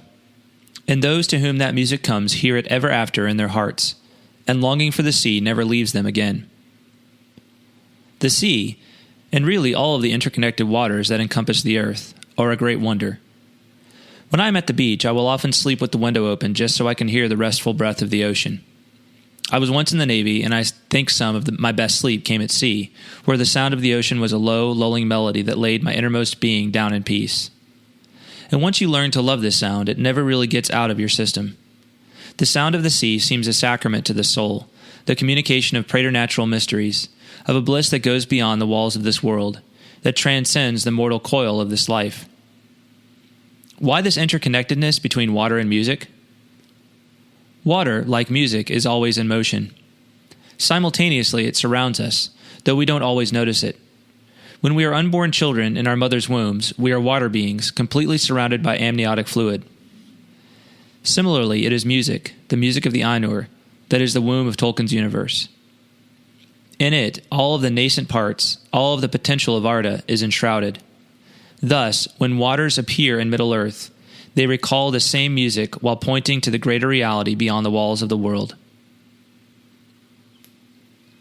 Ulmo's presence.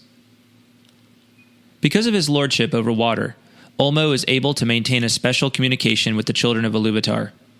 They hear his advocacy and watchfulness in the widespread waters of the world, in the falling rain, in the babbling brook, in the roar of the ocean upon the shore. Indeed, the note that the spirits of Ulmo runs in all the veins of the world seems to point to water as the very lifeblood of Arda. It is the means by which Ulmo monitors the well-being of the Children of Ilúvatar and the other free peoples of Middle-earth. Throughout the Silmarillion, it is Ulmo, of all the Valar, who seems to be most intent on aiding the Noldor and the other peoples of Middle-earth. It is as if the waters of the world are his means of listening as well as his ways of keeping life in the living things of Arda, despite Melkor's oppressive handiwork. The waters of Ulmo are almost like a sacramental presence, a reminder in the valley of the shadow of death itself that all hope is not lost. Ulmo and the coming of the elves. When the first Eldar arrive on the shores of Beleriand and gaze out over the great sea, they are terrified. They have never seen an expanse quite like it. For all of its beauty, the vastness of the sea can also be paralyzing, especially if we are being beckoned to cross it with no idea of what lies on the other side, if indeed anything actually does. In one word, the sea, like a great mountain, is sublime. Great and beautiful beyond normal reckoning, yet awful in its enormity. Thus, it comes as no surprise that the elves initially view the sea fearfully. It is Ulmo who, by the music of his horns, turns the sea into a thing to be desired. This desire of the sea is an odd thing. What is it that draws us there? I have long held an appreciation for the poet John Masefield, who mused extensively on this phenomenon, this deep longing in the heart of mankind for the sea. It was Masefield who wrote the great poem Sea Fever, which begins thus: I must go down to the seas again, to the lonely sea in the sky, and all I ask is a tall ship and a star to steer her by, and the wheels kick and the wind song and the white sails shaking, and a gray mist on the sea's face and a gray dawn breaking. Masefield's poem captures the mystical allure of the sea, the music of the waves on the shore, the slow and steady rhythm of the water against the ship's hull, the peculiar charm of the gull's cry. We learn that as the elves approach the great sea, their initial fear is transformed to desire by the music emanating from the horns of Ulmo. What is the music of Ulmo's horns? Nowhere in Tolkien's work do we find a description of what the horns themselves really sound like. It seems that Ulmo's horns are a mythological representation meant to attribute musical intent to the sound of the sea. They are instruments with a spiritual power more than a physical power, capable of drawing the hearts of living creatures toward the sea. It seems as though this is the same wonderful, ultimately indescribable power as the transcendence of beautiful music. Whatever this allure is, it seems to draw us to lose ourselves, to become surrounded by a power greater than ourselves, to leave this world behind in favor of a happier one. Yet ultimately, words fail on this point. The founding of Nargothrond and Gondolin. Many years after the elves first look out upon the sea, after the return of the Noldor to Beleriand, the elves Turgon and Finrod find themselves near a river when all of a sudden a deep sleep comes upon them, and they are given dreams inspired by Ulmo himself. Ulmo's inspiration here is one of preparation, a warning of impending doom. Both find themselves needing to search for places of hidden strength for the sake of themselves and of their people. Although music is not explicitly mentioned in this episode, given that it is Ulmo operating, it is not illogical to assume that something like Ulmo's music was at work on Turgon and Finrod. Keep in mind that this scene follows a similar pattern to what we see in Ainulindalë. Outside inspiration of a mysterious sort, leading to a vision which compels subcreation. Thus, the great elvish cities of Nargothrond and Gondolin are products of a similar process, though in this case one driven more by necessity than by a desire to capture the overwhelming beauty that has been glimpsed. The inspiration that Ulmo gives here is more about unrest according to the text, the sense that all is not right with the world. After Turgon has built Gondolin, Ulmo comes to him in a more direct manner and administers something of a mixed blessing to him. The Lord of the Waters admonishes Turgon, "Love not too well the work of thy hands and the devices of thy heart," reminding him that the true help of the Noldor shall come from the sea itself. Gondolin, though a wonder of subcreative effort, shall not last forever. A Land of Music. On the opposite end of Beleriand lay the land of Osiriand. Though it lies a great distance from the shores of the sea, Ulmo is no less operative here than he was in the western lands and the vales of Sirion. After all, Ulmo's influence extends to all of the waters of the world. The elves that inhabit the land of Sirion are the Green Elves. They are not elves of Valinor, Calaquendi, but elves that opted not to make the journey to the Blessed Realm, Moraquendi. As such, they are by no means the priority or focus of the Valar, save Ulmo, for it is Ulmo who maintains a love for the Children of Ilúvatar, whether they made the journey or not. Osiriand is the land of 7 rivers, so it would make sense that Ulmo's influence here would be tantamount to the sea. Apparently, these elves learn Ulmo's ways well, for it is said that their singing can be heard so well emanating from the land that it becomes known as the Land of Music. Notably, it is said that the rivers of Osiriand provided protection to the green elves that dwelt there. The text further elaborates that this protection was in part due to the splendid woodcraft of the native elves, enabling them to hide in the heavily wooded area. Perhaps this protection stems from the creative inspiration of Ulmo's waters in this land. That could make sense, since we have already witnessed this effect with the creation of Nargothrond and Gondolin. The destruction of Gondolin. Ulmo continues to interact with the elves and Daedain of Beleriand, even after the construction of the great cities of Gondolin and Nargothrond. In fact, it is Ulmo's inspiration once again that brings the sons of the House of Hador, and in particular Tuor, to Gondolin. Tuor eventually marries Turgon's daughter Idril, and the great seafarer Aurendil is their son. It is perhaps this event that Ulmo means when he communicates to Turgon that it is from the House of Hador that help should come to him at need.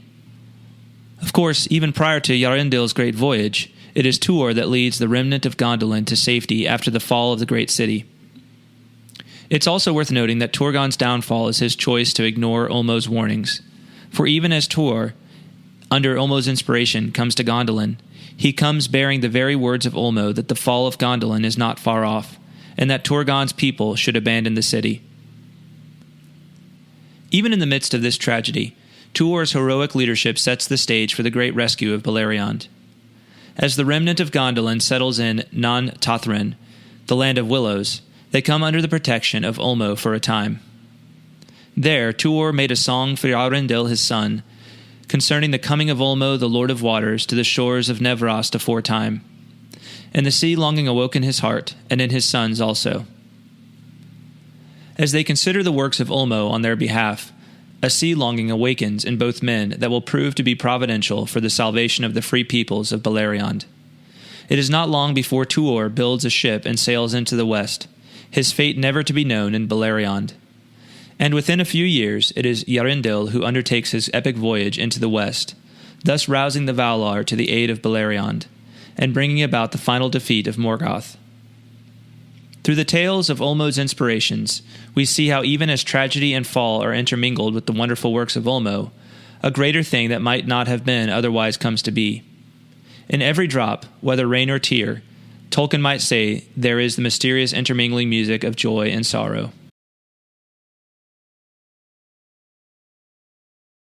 Chapter 5. Lúthien, Mighty in Song. In no single story of quaintest Silmarillion is the power of music so readily evident as it is in the story of Beren and Lúthien. In a way, this is quite appropriate, considering that Lúthien is the daughter of Thingol, by birth a Teleri elf, whose kindred live close to the sea so that they can hear its music, and Melian, a Maya, one of the lesser Ainur, who therefore took part in the music of the Ainur. If any child of Ilúvatar has music in her blood, it is Lúthien. In this chapter, I will deal with 4 manifestations of Lúthien's unique musical power and explore how they further manifest the important role that music plays in the Middle-earth universe. The meeting of Beren and Lúthien. Beren and Lúthien first meet in the northern woods of Doriath. A worn and weary Beren discovers Lúthien dancing in the moonlight, inspired by an apparently inaudible music. The effect upon Beren is powerful enough to heal him. Then all memory of his pain departed from him, and he fell into an enchantment. For Lúthien was the most beautiful of all the children of Ilúvatar. There seems to be some sort of greater power at work here, as if Lúthien is able to channel the very essence of pre-created existence that we might find in the music of the Ainur. Is this perhaps the music that she hears as she dances? If so, that might explain the restorative and regenerative effect that Beren experiences. Maybe Lúthien directly accesses the music behind existence itself. In fact, the effect is so powerful that when she disappears, Beren seems to be under a spell, enchanted, for some time. Any of us might know the effect of hearing some beautiful song or sound for the first time. We seem to find ourselves frozen in the moment. When she reappears, apparently some months later, she is singing. Keen, heart-piercing was her song as the song of the lark that rises from the gates of night and pours its voice among the dying stars, seeing the sun behind the walls of the world. And the song of Lúthien released the bonds of winter, and the frozen waters spoke, and flowers sprang from the cold earth where her feet had passed. Lúthien's song seems not only to awaken Beren from his spell, but to awaken the world from the bonds of winter. The music of Lúthien's presence seems preternatural, going beyond the limits of normal experience. It is interesting to note that when Beren and Thingol agree on Lúthien's bride price just a short while later, it is said that Lúthien was silent, and from that hour she sang not again in Doriath. A brooding silence fell upon the woods, and the shadows lengthened in the kingdom of Thingol. Lúthien's song seems not only to have a healing effect, but to give life and joy to the forests of Doriath. Nature itself, at least the nature of this particular place, seems tied together with her own mood. The creatures of the woodland realm seem to echo her emotion, be it joy or sadness. The breaking of Sauron's dungeon. As Beren sets out upon his journey to obtain a Silmaril, he receives aid from Finrod Felagund, whom Beren's father Barahir rescued from death in the Battle of Sudden Flame. Unfortunately, Beren and Finrod are waylaid by Sauron. What follows, however, is fascinating. Felagund strove with Sauron in songs of power. The scene is recounted in poetic form. Sauron sings a song of wizardry, of dark matters such as treachery and betrayal. Felagund, on the other hand, sings of freedom, truth unbroken, and of escape from prison and broken traps. A battle of song. It would be wrong to imagine this scene in contemporary terms as some kind of sing-off or scene from a Broadway musical. No, this is a powerful nod to the metaphysical power of music in Middle-earth. What occurs between Sauron and Finrod is a battle of spiritual wills, between the invisible forces that undergird reality itself, most closely akin to the battle between the faithful Ainur and the forces of Melkor in the halls of Ilúvatar. The fact that Finrod, who was not present at the first battle, is able to go toe-to-toe with Sauron, a Maya, and so present in the halls of Ilúvatar, speaks volumes of Finrod's strength and determination, and perhaps too of the already waning power of evil in Arda. One thing I notice is that the order of battle parallels the structure of Ainulindalë. Where Ilúvatar countered Melkor's chaotic noise with a sound soft and sweet, that grows and takes to itself power and profundity, Finrod's song contains the soft sound of birds singing and the sighing of the sea beyond. Similarly, Sauron's song of rumbling thunder and burning fire matches Melkor's song of chaos and violence. Could it be that all of the battles of Middle-earth are in fact a recapitulation of this original music? Alas, Finrod suffers defeat. Even as he sings of Elveness, of the power and beauty of all things elvish, Sauron sings of the kinslaying, the battle between Noldor and Teleri that was one of the greatest evils ever to occur. After his defeat, Beren and Finrod are cast into a dark dungeon and reside there for some time. However, a weight of horror comes upon Lúthien, and perceiving that Beren has been captured, she sets out to find him and set him free. When she arrives at Sauron's Isle, it is said that she sang a song that no walls of stone could hinder. The song is so powerful that it penetrates the walls of the dungeon, and Beren, through the music, is given a miraculous glimpse of the stars shining above him, and hears nightingales singing in the trees. It's as if we are seeing the very same pattern as in the music of the Ainur. Music, Lúthien's song, leads to vision, Beren's hopeful vision of the stars, leads to reality, the breaking of Sauron's dungeon and the escape of its prisoners. After all, Beren responds with a song of challenge in praise of the 7 stars of Varda, which the Queen of the Valar hung above the north as a sign for the fall of Morgoth. In response to Beren, Lúthien sings an even greater song, so powerful that the island itself trembles. In the great battle with Sauron that ensues, Lúthien, aided by the mighty Valinorian wolfhound Huan, prevails, and it says that Lúthien declared her power, and at this the fortress seems to crumble about her. While the text doesn't explicitly mention music as the power or means by which Lúthien declared her power here, given all that has transpired in this scene, it would not seem fitting if it were otherwise. Invading Angband. For all that Lúthien has yet accomplished by her music, there are yet greater deeds to be done. Having freed Beren and numerous other prisoners from the dungeons of Sauron, she must now aid him in accomplishing his original task, the wresting of a Silmaril from the Iron Crown of Morgoth. Lúthien, having apparently recognized in her beloved Beren a propensity for getting himself in over his head, great warrior though he is, tags along, and it is essentially by her power that the task is achieved.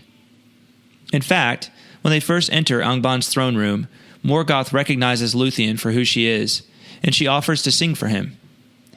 He allows her to do so, beguiled by his own malice, and Lúthien in a way plays the siren to him. Then suddenly she eluded his sight, and out of the shadows began a song of such surpassing loveliness and of such blinding power that he listened perforce, and a blindness came upon him as his eyes roamed to and fro, seeking her. Her song casts sleep upon the entirety of the court.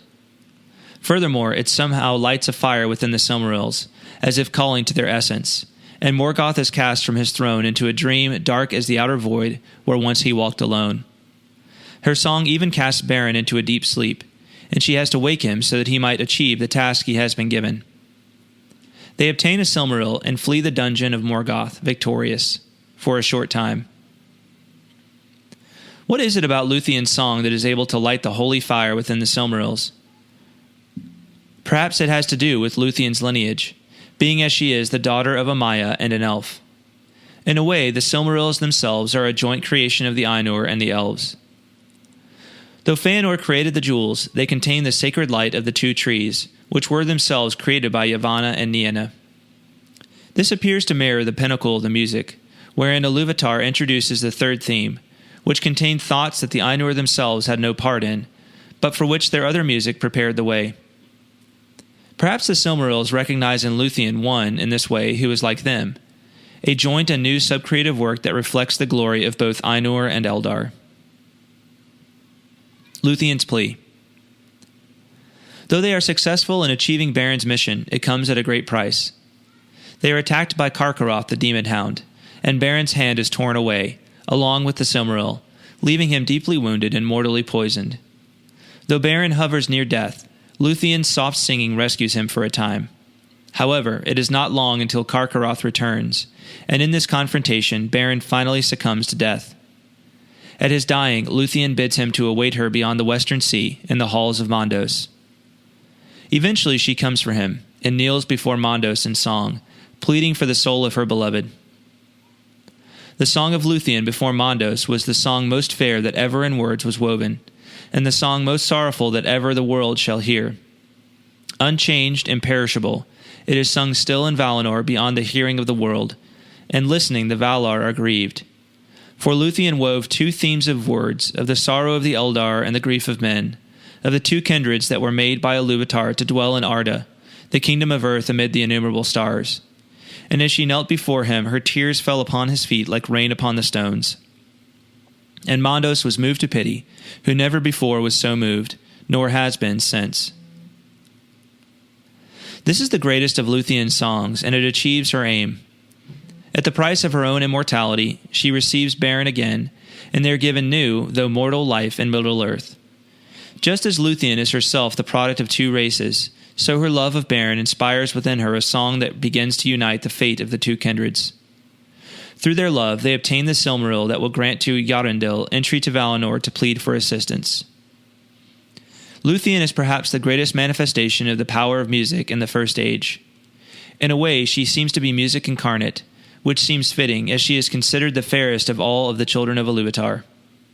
By her song, wounded warriors are healed, prisoners freed from dark dungeons, and the dead raised to new life. Chapter 6. Tom Bombadil, the Musical Master. Music is all over the stories of the Third Age. Indeed, The Hobbit seems to contain a song of some sort in every chapter, from the songs of the dwarves in Bilbo's home to the songs of the elves in Rivendell to the songs of the goblins under the Misty Mountains. The Lord of the Rings continues in this vein. If, among its 62 chapters, one happens to pass without any sort of poetry, then the next chapter will likely make up for it with a few extra songs.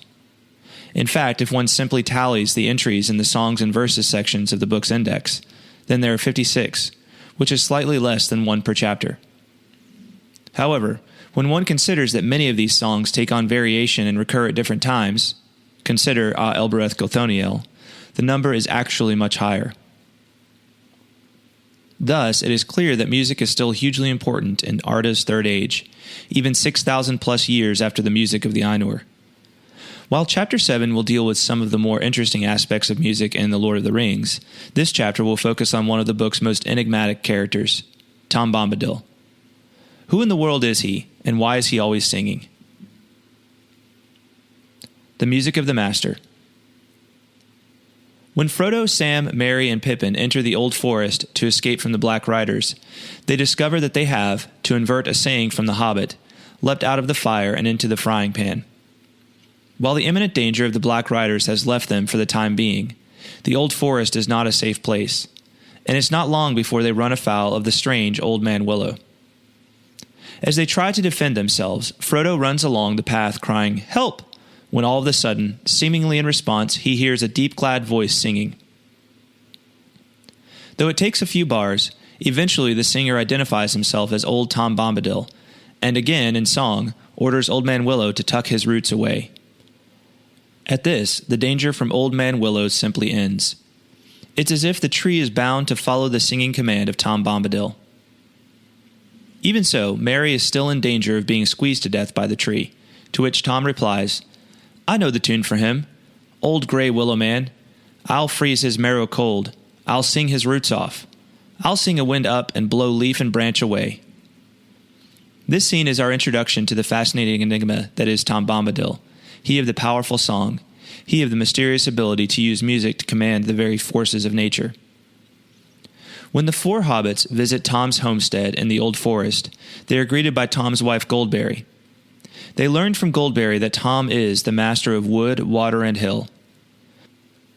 When the hobbits wonder at this, Goldberry is quick to clarify that Tom is not the master in the sense that he owns anything, for that would indeed be a burden. Instead, Goldberry speaks of Tom in this way. "The trees and the grasses and all things growing or living in the land belong each to themselves. Tom Bombadil is the master. No one has ever caught old Tom walking in the forest, wading in the water, leaping on the hilltops under light and shadow. He has no fear. Tom Bombadil is master." With the way Tom seems to dance about the land singing, I would like to propose that one of the ways Tom manages to be such a powerful being is that he has been caught up into some kind of music. It is certainly a playful and carefree music, but it is also powerful, capable of commanding other beings. Tolkien never fully explained who or what Tom was, and the question will forever remain one of the great mysteries of Middle-earth. However, given not only his propensity for song, but also his parochial nature, seemingly confined to one small corner of Arda, it leads me to think that he was one of the lesser Ainur, a Maiar, that came to Middle-earth long ago. If that is the case, it might explain his musical nature. It's interesting to note that later, when Frodo is questioning Tom about the events that transpired between them and Old Man Willow, Tom refers to Willow as a mighty singer. It's almost as if we are being let in on a little secret that every creature in Middle-earth manifests music of some kind. Tom is perhaps merely the most musically actualized creature, at least in this part of Arda. Concerning Old Man Willow. On the morning after the hobbits' first night in Tom's house, they enter into a long conversation in which Bombadil proceeds to explain the history of the region of the Old Forest. What's interesting about this talk is how it is characterized more like a song than a discourse. Old Man Willow moves constantly in and out of his talk, as his words go leaping up the young stream over bubbling waterfalls. Furthermore, Tom explains more about Old Man Willow, who seems less a tree and more an embodied and embittered spirit of the forest. Willow's song and thought run through the woods on both sides of the river, and his gray, thirsty spirit draws power out of the earth and spreads like fine root threads in the ground and invisible twig fingers in the air, till it has under its dominion nearly all the trees of the forest from the hedge to the downs. Old Man Willow's methods of control over the rest of the old forest seem to involve a spiritual quality that is most easily likened to the way music can seep into a person's soul and change their emotional state. Once again, music is shown to not only be a powerful force in Middle-earth, but an extremely helpful parallel in describing the operations of the invisible spiritual dimension of Middle-earth, an idea that is fully in keeping with the primacy of Ainulindalë. Tom's bat signal. One other thing Tom does is teach the hobbits a song, a bat signal of sorts, should they find themselves falling into trouble as they continue on their road out of the old forest. Now, the old forest is a big place. It would not make any sense that Tom could simply, physically hear them from anywhere in it, no matter where he was. It seems more likely, given what we have already learned about Tom and music, that music functions as a sort of invisible network for Tom in the forest. It's not that he would hear the song in the same way we would hear it, as an audible translation of sound waves, but that he would hear the music as an invisible spiritual means of communication. In the act of singing, one's soul forms a sort of prayer, a message that can be heard in the spiritual realm regardless of distance. In Tom's case, this may be similar to the operations of Ulmo in the waters, which form a spiritual channel for his attention and action. When Frodo and company are waylaid by the Barrow-wight, shortly after leaving Tom's home, Frodo uses Tom's bat signal, leading first to a sudden deep silence, followed by Tom's song response. Old Tom Bombadil is a merry fellow. Bright blue his jacket is, and his boots are yellow. None has ever caught him yet, for Tom he is the master. His songs are stranger songs, and his feet are faster. What does it mean that Tom's songs are stronger songs? The Barrow-wight, of course, has its own song, described as a cold murmur, rising and falling, as well as a low moan from the ground. Its song is no match for Tom's, though, for he seems to best the Barrow-wight with ease, freeing the hobbits and setting them back on the right path. Tom's light-hearted, unburdened song of freedom indeed has far greater power than the Barrow-wight's. From outward appearances, the Barrow-wight's would seem stronger, with its evil and malicious nature, especially stronger than Tom's simple ditty. Yet it's not so. This incident seems to parallel Ilúvatar's third theme, the soft song that ultimately defeats Melkor's cacophony. The malice of the Barrow-wight is no match for Tom's song of freedom. It cannot contain it. Tom seems to always begin with song. Perhaps that is the way of Middle-earth, the world that begins in music. The song sets the tone of the coming action. It's a sacramental vision or precursor to what reality will become. With Tom, music leads to hope, vision, which leads to actual salvation, reality. Tom seems to be the embodiment of this idea, using song to master his reality, even being in touch with the preternatural music that underlies all things. It seems a good explanation for Tom's stronger songs and his uncanny ability to show spiritual and physical dominance, even against seemingly great powers. Tom versus Sauron's Ring. Perhaps it is that Tom is the embodiment of the carefree song. A good number of his songs are silly, so much so that many readers find Tom annoying. Yet he is incredibly powerful all the same. Though great figures like Gandalf, Elrond, and Galadriel shudder from the temptation of Sauron's ring, Isildur's bane has no effect on Tom. How can this be? In a 1954 letter to Naomi Mitchison, Tolkien elaborated on Tom's purpose in The Lord of the Rings. Though he first refers to Tom as being not an important person to the narrative, he nevertheless insists that he would not have left him in if he did not have some kind of function. Tolkien goes on to elaborate about the moral philosophy underlying The Lord of the Rings, yet finally admitting that the desire for control is one that even the good guys are highly susceptible to. He speaks then of a vow of poverty, implying that Tom has taken something along these lines. I have a good friend who is a Franciscan friar, i.e., an avowed follower of the way of life modeled by St. Francis of Assisi. One of the vows he took when he became a Franciscan was a vow of poverty. Just what is the nature of such a vow? In essence, it is a refusal to take hold of anything with one's heart. I recall a moment when I saw the power of this vow in action. My friend, given the opportunity to accept some kind of gift, kindly refused it, making a suggestion about who it could be given to. In a way, this vow was his richness. Possession of the gift threatened this vow, a vow which I saw, in a stark spiritual moment, brought him true happiness, true freedom, true peace, an inner harmony, if you will. Though my friend's reaction was not perfect, I could tell he still struggled to maintain the vow to some degree, which is of course to be expected. It nevertheless yielded great insight into the nature of such a vow. If we follow Tolkien's line of reasoning, Thomas fulfilled this vow perfectly, and no longer must struggle to maintain it, if ever he did struggle. The vow of poverty is not for everyone. Most Christians will never take such a vow. Its purpose, though, is eschatological. That is, it shows in the here and now just what final happiness truly looks like. Thus, though Tom is not strictly necessary to the narrative trajectory of The Lord of the Rings, he is something like an icon of what Frodo and the others are struggling for in resisting the ring. Complete detachment from dominating control, powerlessness leading to complete trust and ultimate goodness. In the end, even Tom's creator concedes that he is not altogether sure about him. This should come as no surprise, for any songwriter will tell you, even as they describe the genesis of their work, that it all nevertheless remains a mystery to them. If Tom is indeed the perfect embodiment of some part of the Ainur music, as I hypothesize, then it would make some sense that he mostly remains a mystery to Tolkien himself. Chapter 7. Musical Mathoms. I hope by this point it's clear as a bell just how foundational music truly is to the metaphysics of Tolkien's fictional cosmos. It would be an impossible task to list and provide exegesis for every musical instance, every hint of song from the stories of Middle-earth. After all, it really is a world completely suffused with music, and not only music as a mere thing itself, but music as mysterious and transcendent power. Simply put, Middle-earth is music made real. Still, there are several more isolated instances of music that I cannot let go unmentioned. To borrow from the language of the Shire, these are the Mathoms of Middle-earth's music. I shall explore them in roughly chronological order, starting with the earliest history of Arda. Though some observations may seem disconnected and rather random at first, I believe that together they further demonstrate the grand symphony of music's importance in Arda.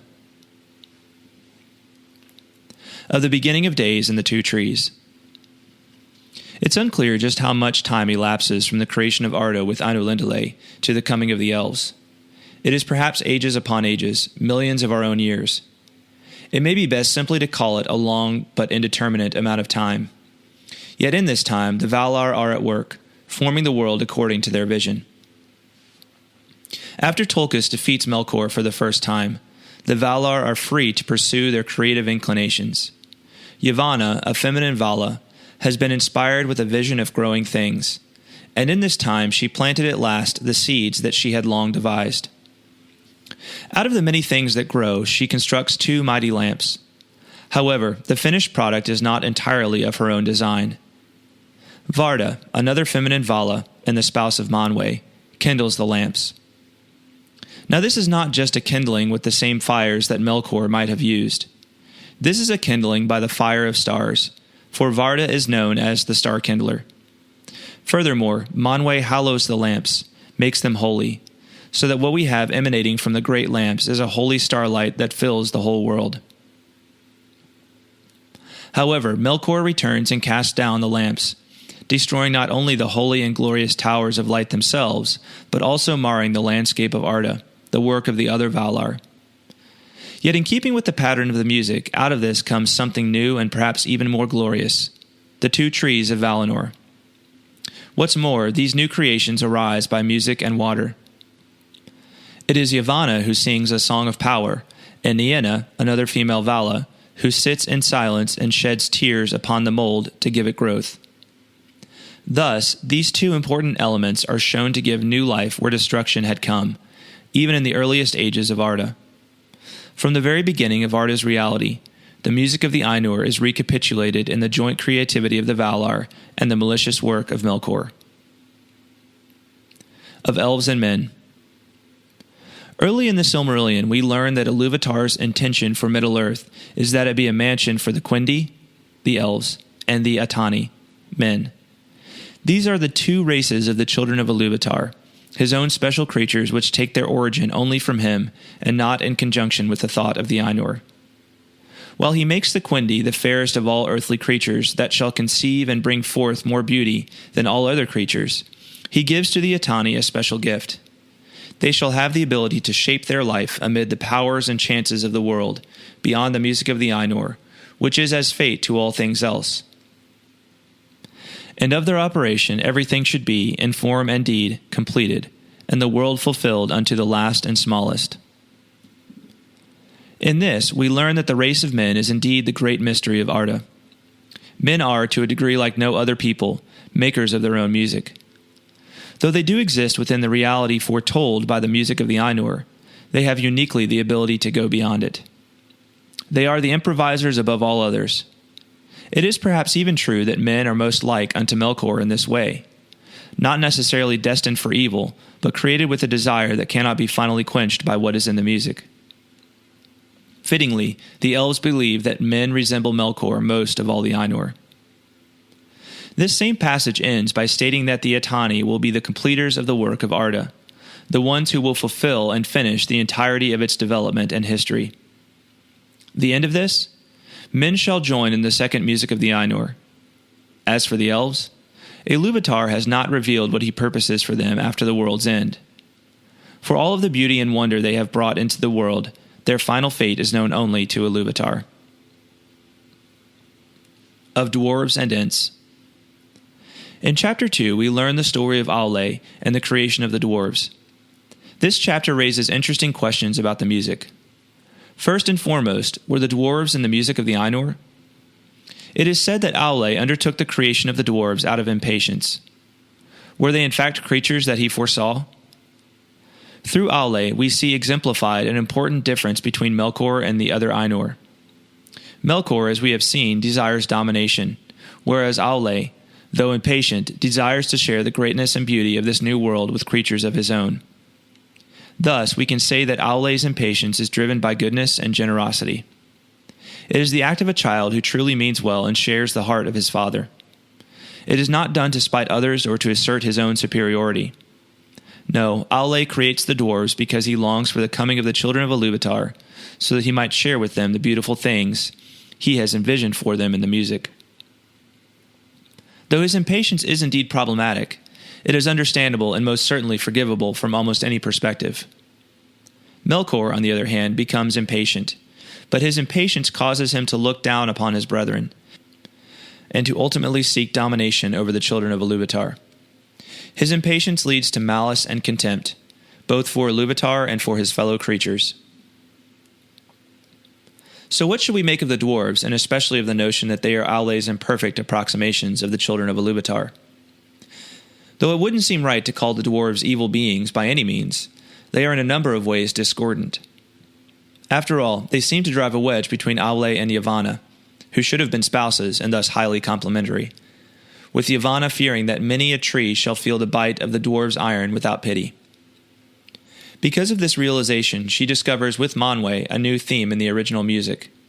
Those creatures we will later come to know as Ents.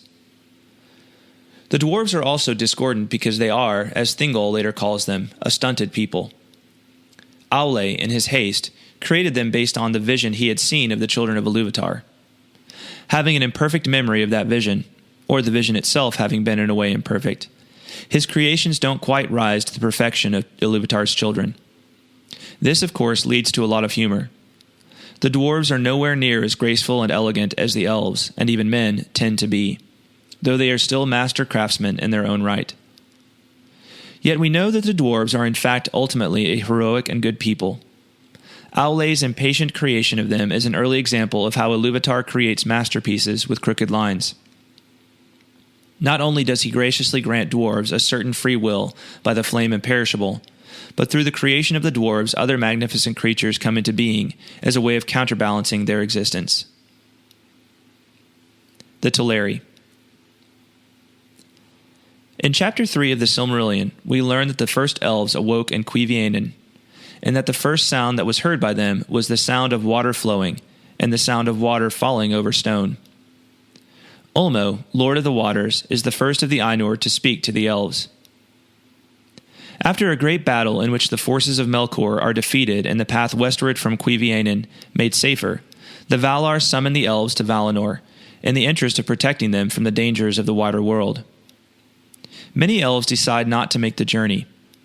These are thereafter known as the Avari, the unwilling. Of those that decide to make the journey, they are divided into 3 groups: the Vanyar, fair elves; the Noldor, deep elves; and the Teleri, sea elves. Of these 3 groups, Tolkien makes clear that the Teleri have a special relationship with music and water.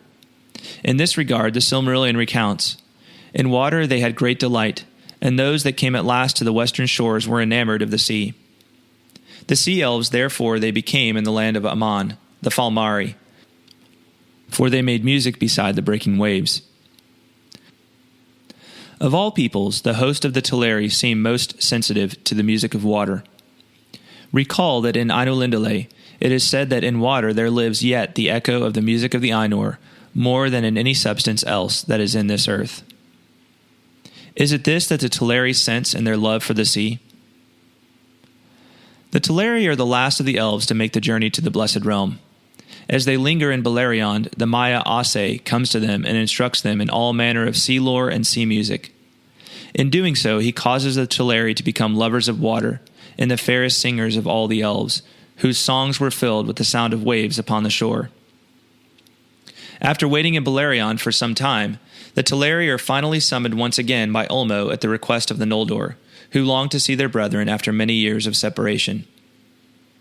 Still, Ase persuades many of them to remain on the shores of Beleriand, for he was ill-pleased that the voice of the Teleri should be heard no more in his domain. Furthermore, even as many of the Teleri depart for the Blessed Realm, Ase persuades Ulmo to plant the moving island just out of reach of its shores. Though the Teleri finally do come to the Blessed Realm some time later, it is only because the great light of the two trees slowly wins over their hearts from the love of the sea and its music. Even so, they make their home in Alqualande, a city in the Blessed Realm on the shores of the Great Sea. The Teleri are able to have both the light to which they are ultimately drawn and the music of the sea which they so greatly love. Thingol and Melian. Of course, not all of the Teleri make the journey to the Blessed Realm. They are a vast people, and those who look to Elwë, instead of Olwë his brother, as their leader remain behind even as the other Teleri depart across the sea. Why? Simply put, they have lost their leader because he has come under the musical spell of Melian, one of the Ainur. Melian is a Maya, and she is particularly skilled in songs of enchantment. She is one of the first Ainur to leave the Blessed Realm for Middle-earth, and one of the first to appear to the awakening Quindi by the waters of Cuiviénen. There, it is written, she filled the silence of Middle-earth before the dawn with her voice and the voices of her birds. Thus, her music is one of the sounds the young elves hear. When Elwë Thingol comes to Beleriand, he has a chance encounter with Melian in the great woods of Non-Elmoth. There, it says, an enchantment fell on him, and the vision and song of Melian filled all his heart with wonder and desire. As they take each other's hands, years pass.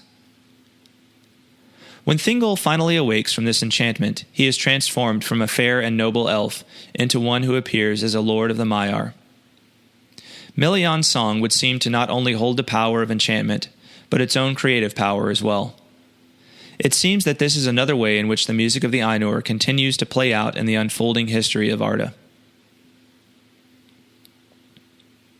The music of elves in the Third Age. It should be clear by now that music plays a hugely important role in the lives of the Eldar, from the alluring sound of Ulmo's waters to the sea songs of the Teleri, to the battle of song waged between Finrod and Sauron. Thus far, this has been demonstrated by examples from the First Age and earlier, but any fan of The Lord of the Rings knows what an important role music plays in the Third Age as well. Indeed, the role of music is one of the prime aspects of continuity between the legends of the First Age and the great epic of the Third. One point of this continuity is the Snow-White hymn sung by Gildor's company of elves as they pass through the Shire in the chapter Threa's Company. The sound of the hymn is described as being like mingled song and laughter. Furthermore, even though it is sung in Sindarin, it is noted that the sound blending with the melody seems to shape itself in the hobbits' thought into words which they only partly understood. Of the hobbits involved here, Frodo, Sam, and Pippin, only Frodo has even a passing familiarity with Sindarin, yet somehow the musical nature of the sound is able to communicate to them an understanding of what is being sung. There seems to be a preternatural power to this song. The hymn is dedicated to Varda, Elbereth, one of the Ainur, and the spouse of Manwë. Recall that she is the Vala who hung the stars in the sky, thus awakening the elves in the ancient night before the First Age. The elves have a special relationship with her, and much of their music is focused upon her. Indeed, there even seems to be a religious aspect to this, and it has been frequently noted that the elves' devotion bears strong resemblance to the Marian devotions of Tolkien's Catholic faith. These are not simply beautiful songs, but sacred hymns of devotion to one of the most holy beings present in the very music that created everything. Indeed, the music of the elves is often shot through with great longing and sorrow, even when it comes to things lesser than Arda, Queen of the Stars. In the chapter Lothlorien, as the Fellowship approaches the great forest kingdom of Galadriel, they cross the river Nimrodel, in which they seem to hear a mysterious voice. At this, Legolas sings to them a part of the poetic legend of the elvish maiden Nimrodel. She was a beauty who was lost in the time that the dwarves came to the Misty Mountains, along with her suitor Amroth, who goes searching for her never to return. Though the true account of this legend is never fleshed out, and we have only a fragment of the full lay in this story, the legend nevertheless demonstrates that even the Sylvan elves, who never made it to the shores of Beleriand when the elves were summoned to Valinor, sensed mysterious music in the waters, and were nevertheless drawn to the great sea. It seems that the sea longing of the elves is not unique to the Teleri. This longing is more explicitly borne out in the sea song of Legolas after the fall of Sauron, in the field of Cormallen. Being one of the Sylvan elves, Legolas is accustomed to the life of the forest. Indeed, he is the son of Thranduil, king of the woodland realm, and so a prince among them. Nevertheless, as his adventures with the Fellowship take him further west, an unexpected longing for the sea awakens within him. Even as he takes leave to wander the woods of Ithilien, he intones his song of the sea. To the sea, the white gulls are crying. It's an especially beautiful poem, an elvish analogue to the aforementioned, and quite mannish, sea longing of John Masefield's Sea Fever. Indeed, for Legolas, it's something of a prophecy, foretelling his final mysterious journey over the great sea, presumably into the Blessed Realm. Of course, it also opens up much of Legolas' identity to us. While he is indeed the son of Thranduil and therefore a prince of the woodland elves, he is also of Sindarin descent, and therefore a cousin of the Teleri. His grandfather was Orofer of Doriath, one of the Sindarin survivors of the First Age. This heritage puts Galadriel's earlier warning to Legolas in context. Legolas Greenleaf, long under tree, in joy thou hast lived, beware of the sea. If thou hearest the cry of the gull on the shore, thy heart shall then rest in the forest no more. Though Legolas seems to possess an endless wanderlust for the forests of Middle-earth, the Blessed Realm still calls to him. As he ventures more closely to the great sea, the lure of Valinor awakens within him, and eventually overcomes his love of Middle-earth. What of Galadriel, perhaps the greatest elvish poet of the Lord of the Rings? In addition to the poetic prophecies she offers to members of the Fellowship, we are made privy to two of her songs. The first is the Song of Eldamar, which she sings prior to the farewell feast as the Fellowship approach in their boats. It is a song of longing for the elf-inhabited regions of the Blessed Realm. Eldamar literally means elf home. In this, we are shown Galadriel's desire to return to that place beyond the sea where she once dwelt in the time of Ever-Eve, before the darkening of Valinor. The poem ends with a reminder that she is indeed in exile. What ship would bear me ever back across so wide a sea? We again witness this longing in the song she sings as the Fellowship departs and fades from view. A poem composed in Quenya, the elvish language of the Blessed Realm, Namarie intensifies the sense of longing borne out in the Song of Eldamar. whereas one might imagine the final line of that song signaling some sense of hope for herself. Perhaps a ship could do such a thing. The final line of Namarie is only hopeful for others. Farewell. Maybe thou shalt find Valimar. Maybe even thou shalt find it. Farewell. As for those like herself, now lost to those from the east is Valimar. Galadriel and Legolas provide an interesting contrast when it comes to the music of the elves in the Third Age. For Legolas, he is called to the sea as an unknown thing, a deep mysterious pull from a place that he has never experienced firsthand. For Galadriel, she is pulled by the painful memory of what she has lost. Nevertheless, as elves, they are both drawn by their inmost being to seek this place beyond the sea. It seems to indicate that this pull to Elvenhome is the same for all elves. The music of the dwarves. The dwarves are a strange bunch. Not quite true children of Ilúvatar, being as they are the product of Aule's impatience, they nevertheless create a great culture focused on mountains and mines rather than the forests and fine art of the elves. While there are some hints and descriptions of dwarvish culture in The Lord of the Rings, most instances of dwarvish music occur in The Hobbit. What can we learn of the dwarvish spirit from these songs? The first song of the dwarves is Chip the Glasses and Crack the Plates, a humorous jibe at Bilbo's obsession with cleanliness and order. While certainly not a sublime masterpiece on the order of most elvish songs, it instead establishes the dwarves as a rollicking and humorous people. When they realize Bilbo's obsession with cleanliness and order, they exploit it by poking fun at it. It's almost like a hazing ritual. Knowing that the adventure they are embarking on will require a great deal of hardiness and grit, they taunt him with this song in order to get at his softness. There's no ultimate harm meant, of course. It's rather like a drill sergeant's desire to break down the recruit in order to build him up into a capable soldier.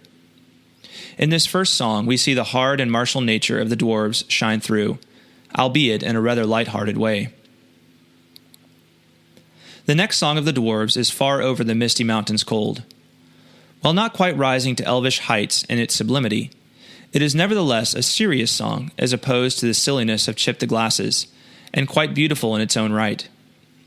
It recounts the greatness and fall of the dwarvish kingdom of Erebor, the Lonely Mountain, taken over as it was by the dragon Smaug. It's a grim and determined song. There is no jesting or lightheartedness here, only longing for what was lost and determination to regain it. Here, the earthly desire of the dwarves for the restoration of Erebor can be juxtaposed with the sea longing of the elves. The dwarves' greatest desire is for earthly kingdoms, literally and figuratively. While the elves' longing ultimately leads them out of Middle-earth and into the Blessed Realm, which must be given, even graced, to those who will go there, the dwarves hunger for great kingdoms under the mountains of Middle-earth. In this, they indeed reflect the nature of the Ainu who made them, Aule of the earth, as opposed to the elves, who are attached to the lofty natures of Manwe, king of the skies, Varda, queen of the stars, and Ulmo, king of the waters. In this song, the dwarves show their grit and determination to fashion Middle-earth according to their will, and that if anyone should stand in their way, they should be prepared for battle. Later in The Hobbit, Queer Lodgings, while taking their rest in Beorn's house, the dwarves sing a song that begins, "The wind was on the withered heath." This is again a serious song, but it's altogether more mysterious than the Song of the Misty Mountains. It's not so much about loss and determination as it is about the strange movement of the wind. To be honest, I'm not quite sure what place the song has in the story. If it were a song of the elves, I'd probably be content to simply assign it to one more example of strange elvish artistry. However, coming from the mouths of dwarves, there are only two possibilities that I can find for its ultimate meaning. First, it could be another song about the coming of Smaug, a sequel, as it were, to the Song of the Misty Mountains. To be sure, mention is made of a dragon's lair as well as of smoke, darkness, and the destructive power of the mysterious wind. Even so, it would seem that if Smaug were indeed the central focus of this song, then it would be more clear and direct about that point. The second possibility is that it is simply a song about the wind, both the wind as a natural phenomenon and the wind representing chance and fate. In other words, this is a song about feeling blown about by the winds of the world, the forces that surround and seem to govern our very existence. It's a wonderful contemplation arising from the windy sounds in the rafters and the crackling fire upon the hearth. The dwarves are considering their place in the world, feeling blown about like leaves, going from their once happy and peaceful existence in the kingdom of Erebor to being homeless wanderers like the leaves knocked from their branches down to the mold. The wind, the song says, comes and goes as it will, giving no apparent thought to the consequences of its movement. I think the second explanation makes the most sense. This is the dwarves at their most spiritual. Yes, they can be blustering and silly. Yes, they can be stern and determined. But the dwarves are also a mystical people in their own right. If we would characterize their spirituality by this song alone, we might see it as a matter of fact and even stoic, accepting their place in the world as free and rational beings, but yet not as children of Ilúvatar. Their very existence is a strange anomaly in Middle-earth. The final dwarf song in The Hobbit is Under the Mountain, Dark and Tall, which is something like a hymn of triumph. Sung by the dwarves after the death of Smaug, it is also a call for other dwarves to return to Erebor and give aid to the king under the mountain, besieged as he is by the men of Dale and the elves of Mirkwood. It mixes fulfillment of prophecy with a reminder of the greatness of dwarvish culture of yore. It is perhaps the prime example of dwarvish culture and character, martial in rhythm and lyric, boastful even in need, solidly wrought without being elvishly artsy. As for the Lord of the Rings, we do get one remarkable dwarf song in the form of Gimli's Song of Durin in the chapter A Journey in the Dark. It is dwarfdom at its most spiritual. It essentially tells the legend of Durin, the first dwarf to awaken and walk the earth, to whom all other dwarves look back with fond devotion and remembrance. In true dwarvish fashion, it gets a bit of boasting in, reminding its audience that Durin walked Middle-earth long before the fall of Gondolin or Nargothrond in the First Age. Durin is recalled fondly, and the eyes of the dwarves are even lifted from the earth to the stars and the water of the Mirrormere. And it ends on a note of hope that Durin shall indeed wake again. It's remarkable to see just how much of dwarvish nature is borne out by these 5 songs. We learn a great deal from them. Indeed, music seems to be just as important to the reality of the Nalgrim as to any other reality of Middle-earth. The music of men. Like the elves, there are several types of men, so in examining their music, it is necessary to distinguish between them. First, there are the Dunedain, of whom Aragorn is the chief example. The Dunedain are the descendants of the men of Númenor. They are elevated men, those whose culture has been greatly influenced by the High Elves and indirectly by Valinor itself. The Dunedain share a great deal of cultural heritage with the Noldor and Sindar, yet they have the rather regrettable distinction of having to suffer natural death, though with the consolation of having a much longer natural lifespan than other men. Given their close cultural affinity to the High Elves, it is fitting that the first songs of the Dunedain we are privy to in The Lord of the Rings have to do with 2 of the greatest figures of the First Age, Beren and Eärendil.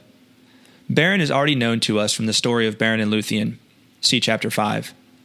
Eärendil is the half-elven seafarer who sailed into the Blessed Realm, and the grandfather of Númenor, being as he is the father of its first king, Elros, brother of Elrond. Thus, the songs of the Dunedain show their concern with their own strange heritage and high calling. They are no mere men. They are the stuff of greatness and legend. The next song of the Dunedain is Aragorn's lament for Boromir, that he sings with Legolas as Boromir's funeral bier drifts away. It bears witness to the difficult plight of men, the unknown darkness beyond death. It portrays the noble spirit of Gondorian men, and interestingly, acknowledges all directions of wind except the east wind, for the simple and logical reason that this is the direction of Mordor. It is as if, in the song, the spirit of men is singing its remembrance into the great darkness of death. We are reminded here that, for men, death is an especially grievous event, for the destiny of their souls beyond it is not clear for the men of Middle-earth. Aragorn next sings a few chapters later when he catches a far-off glimpse of the white mountains of Gondor. This short song again mentions the west wind, the wind out of the Blessed Realm, and brings reminder of the kings of old as well as the silver tree, aka the White Tree of Gondor. It is a simple paean to Aragorn's ancestral home, the kingdom he is to rule. It again demonstrates the Dunedainish preoccupation with the glory of their great cities and realms, especially as they stand for the things of the Blessed Realm and against the evils of Mordor. Next, we shall consider the music of the Rohirrim. The first instance of their song, in fact, comes to us through the lips of Aragorn. Where now the horse and the rider? While similar to the song for Boromir in that it is a lament, it concerns itself not with any particular individual, but instead with an apparent ideal. The Rohirrim do not share the great legacy of Númenor with Gondor. While they are most certainly allies of the White City, they seem to have been a people lifted up from among the rest of men, though still retaining much of their old culture. They are less concerned with white trees and west winds than they are with horses, riders, spring, and harvest. And the songs of Rohan don't really get any happier. After this, there is From Dark Dunharrow in the Dim Morning, which recounts Theoden's ride to the aid of Gondor, and the Song of the Mounds of Mundburg, which pays tribute to those Rohirrim who fell at the Battle of Pelennor Fields. Finally, there is Out of Doubt, Out of Dark, another hymn of praise to the fallen king Theoden. The Rohirrim are surely a people of the siege, never entirely at peace in their homeland, for if they are not under assault themselves, they have alliances to live up to. Their music characterizes them as a people marked by great sorrow, yet a people with the ability to find glory and honor in the sacrifice of their great warriors. As concerns men other than those of Gondor and those of Rohan, we do not have much music to go on. While we do hear of the drums of the Druidine when Aragorn grants to them their woods forever, the only other significant instance seems to be The King Beneath the Mountains, sung by the men of Lake Town about Thorin. It is marked by a significantly brighter aspect than the other songs of men we have considered. It is essentially a prophecy concerning the return of the Dwarf King to the throne of the Lonely Mountain, and the good tidings that will bring. It is less concerned with glories from beyond the sea than it is with joy for their time and particular circumstance. Overall, the music of men marks them as a strange people among those of Middle-earth. On one hand, they are capable of brief and insignificant lives, with a normal lifespan shorter even than that of hobbits. Yet all the same, they are created for a destiny possibly even greater than that of the elves, as hinted at by the great heroism and deeds for which Beren and Eärendil won renown. However, death's dark door lies before them, just around the corner, and though they may have joys in this life, they will be brief, and often seem drowned in the sea of tragedies and sorrows they must suffer in their short span. The music of hobbits. The music of the hobbits seems, for the most part, to be more like the music of the dwarves than that of elves or men, especially the Dunedain and the Rohirrim. The concerns of their songs are far more grounded than the starry hymns and battle-weary laments of those races. Instead, they mostly concern the simple pleasures in life. A warm bath after a long journey, Pippin's bath song at Crickhollow, a tasty beverage, ho ho ho to the bottle I go, and the winding down at the end of the day, farewell we call to hearth and hall. And of course, there's the journey itself. After all, the best known of the Hobbit songs is The Road Goes Ever On, which appears in 4 different instances in the stories of the Third Age. That we can most assuredly declare that hobbits, like the dwarves, do in fact have a mystical streak. The song declares as much. This road, whatever it actually is, goes on forever. Though we first hear it from the lips of Bilbo at the end of The Hobbit, it appears again at the outset of the Hobbit's journey in Fellowship, and towards the end of Return of the King as well. I would go so far as to say that it's this wanderlust, this imaginative obsession with what lies beyond the hedge, and beyond the next hedge after, and so on, that is most endearing to me about the hobbits. A hobbit, as Gandalf says, is quite a little fellow in a wide world. They do not normally carry the weight of civilization upon their shoulders as do elves and men, yet even so something from the beyond calls to them as well. Perhaps it is this lack of responsibility that makes their journeying seem normally a bit more light-hearted and joyful. When they finally do get moving, they seem to enjoy it, until trouble comes their way, of course. However, even their songs of journeying, including The Road Goes Ever On as well as the Walking Song, are transfigured into songs of greater spiritual and existential significance through the course of Bilbo's and Frodo's journeys.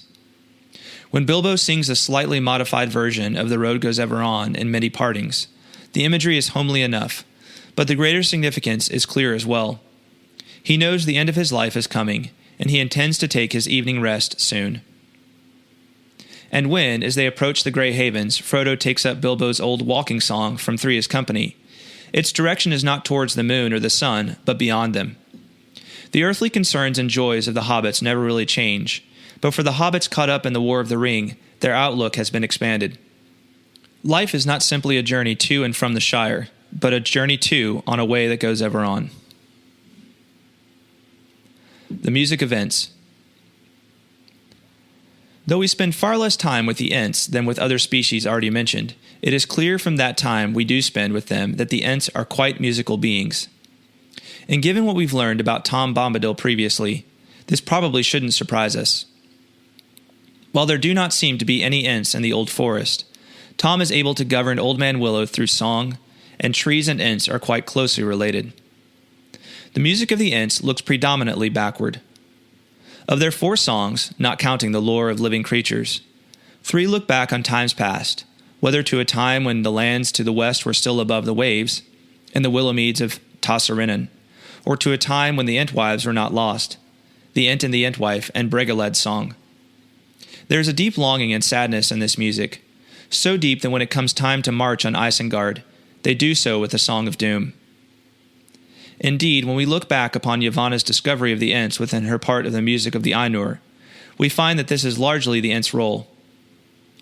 For there shall walk a power in the forest whose wrath they will arouse at their peril.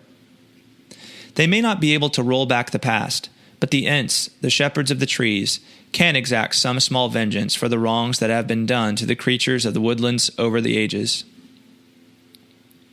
The music of Mordor. It should go without saying that even the evil creatures of Middle-earth have a music, and especially the orcs. After all, they are originally the creation, actually perversion, of Melkor, who was the author of the discordant sounds that troubled the music of the Ainur. Melkor has a music within him too, though it is not a beautiful and harmonious music, but a clanging, crashing, and bleeding sound. While we don't have nearly the amount of verse from orcs that we do from other species, we do have a few snippets, and they come from The Hobbit. The first is Clap, Snap, the Black Crack. If we compare this to a song of the elves, it recalls the juxtaposition of the music of the Ainur with the music of Melkor. Instead of the elves' pensive and elegiac songcraft, this music is boastful and cheap. Most of the words are monosyllabic. Put any of them together and you'd have a pretty good orc name. Gripnab, Crushtong, etc. Furthermore, it delights in evil and slavery, as does the orc song that follows, 15 birds and 5 fir trees, although this one registers as slightly more sophisticated for its use of alliteration. Beyond the orc song, we have the only true song of Mordor that we are privy to, the ring verse, the poetic incantation inscribed upon Sauron's ring. While we are not given any indication of the words being sung per se, they are nevertheless quite musical, as is all verse, and the words themselves seem to be meant to have a malicious effect upon those who hear them. It is obvious this is no mere nursery rhyme, and given the power of music elsewhere in Middle-earth, it would seem that in some way the power of the ring verse stems from a similar source. As in our own world, music, even that which is dark and evil in form, seems to have a powerful spiritual effect, one that is not simply in the ear of the beholder, but reflects a greater and deeper reality. Coda. Over the last 7 chapters, we have explored the significance of music in Middle-earth. From the beginning of everything with Ainulindalë to the sound of singing that Frodo hears as he passes the wall of rain into the west, it is clear that, in Middle-earth, music is of primary importance. To be sure, like many things, Tolkien is never completely on the nose about it. Though we do see obvious examples of the power of music in Ainulindalë, as well as in the major examples I have cited in this book, Lúthien's songs and Tom Bombadil's musical nature, Tolkien never comes right out and tells us directly just how powerful music is, nor especially what he means by giving it such an important role in his fantastical world. After all, Tolkien was not the kind of storyteller to wrap everything up in a nice, neat package for his readers. He never resorted to moralizing. Indeed, he explicitly despised such narrative methods, preferring instead to let the story itself work within the reader and draw them to deeper conclusions and understanding. For Tolkien, the realism of his fantasy was of primary importance. This may seem oxymoronic, a contradiction in terms, but it is nonetheless accurate. Tolkien wanted his readers to come away feeling as though they had experienced something real. Still, what general conclusions can be drawn from the previous observations and analyses? What lessons can we take away from the profound and multifaceted role that music plays in Middle-earth? Music is Middle-earth's reality. This point should be quite clear by now, but it bears repeating clearly and directly in the book's final section. Middle-earth is made of music. Still, what does this mean? Is Middle-earth made of music in the same way that our universe is made of atoms and other subatomic particles? Music's power in Middle-earth is not mechanistic or physical. Instead, it is a highly spiritual power. True, this can seem confusing since our experience of music is manifested in a physical way, as reverberations of physical energy at certain frequencies. However, recall that in the music of the Ainur, nothing physical exists yet. The halls of Ilúvatar, in which the music of the Ainur takes place, is an entirely spiritual realm. It is only after the music that the physical world of Arda comes into being. While it is true that much of music comes out in a physical way in Middle-earth, it is equally true that the stark examples we see of the power of music tend to go to a much deeper level than a mere physical reaction. Tom Bombadil threatens to sing the roots off of Old Man Willow if he doesn't cooperate. Lúthien's song breaks the power of Sauron's dungeon. Sauron and Finrod engage in an epic battle of song that ultimately breaks the spirit of Finrod. In the dark passage of Cirith Frodo and Sam both intone a mysterious verse that lights the feel of Galadriel, which somehow assaults Shelob. These are all actions that cannot be explained on a merely physical level. We might even go so far as to call these examples miraculous. They defy normal explanation, even in the fantastical world of Arda. I would assert that, in these examples and others like them, Tolkien lets music play the role of manifesting spiritual realities. One of the consequences of modernist thought, of which Tolkien was assuredly not a fan, was to relegate all phenomena to the merely physical level. Yes, a materialist may agree that something like the spiritual exists, but for the materialist, the spiritual is only a subset of the physical, a peculiar manifestation of physical realities that is somewhat more difficult to explain. This subverts the view that Tolkien would have held. As a medievalist and a Catholic, he would have seen physical phenomena as residing within the greater and more important spiritual realm. Consider his letter 89, in which he deals with miracles of various sorts. In this view of spiritual phenomena, so-called miracles happen all the time, and are simply more salient spiritual happenings that we happen to perceive. Indeed, explicitly philosophical works such as Mythopoeia and On Fairy Stories make this even clearer. Thus, music is first and foremost a spiritual force in Middle-earth, and its physical manifestations point to the greater and deeper spiritual reality that surrounds and suffuses Arda's physical existence. Music is a spiritual force crossing over into the realm of the physical, yet retaining a clear spiritual power all the same. Drawing straight with crooked lines. When confronted with difficult, tragic situations, many have probably heard the saying, "God draws straight with crooked lines." It may at this point be a cliché, but it is nonetheless a comforting turn of phrase that succinctly encapsulates an important truth. God is capable of working great good from the ruin and destruction of evil. A few years ago, however, it struck me that one might take this phrase a step further. It's not simply that God will take such crooked lines and straighten them out, but that, in the Christian view, he takes crooked lines and somehow uses them to further beautify the wonderful tapestry of reality he is creating. In other words, God doesn't draw straight with crooked lines. He makes masterpieces. We see a similar idea in play from the very beginning of Ainulindalë. Every time it appears that Melkor may attain the upper hand in the music, Ilúvatar is able to take what he has wrought and further beautify the great music he intends. What kind of beauty is this? It's not as if Ilúvatar looks ahead to orcs and dragons and says, "Hey, those are pretty great." No, Ilúvatar isn't conceding the point to Melkor. Instead, the greater beauty which they help to create is the beauty of heroism and sacrifice. Think about it. Is there anything more inspiring than Frodo's deliberate walk into the jaws of the beast for the sake of Middle-earth, Anything more glorious than the ride of the Rohirrim at the Pelennor Fields in the face of certain death?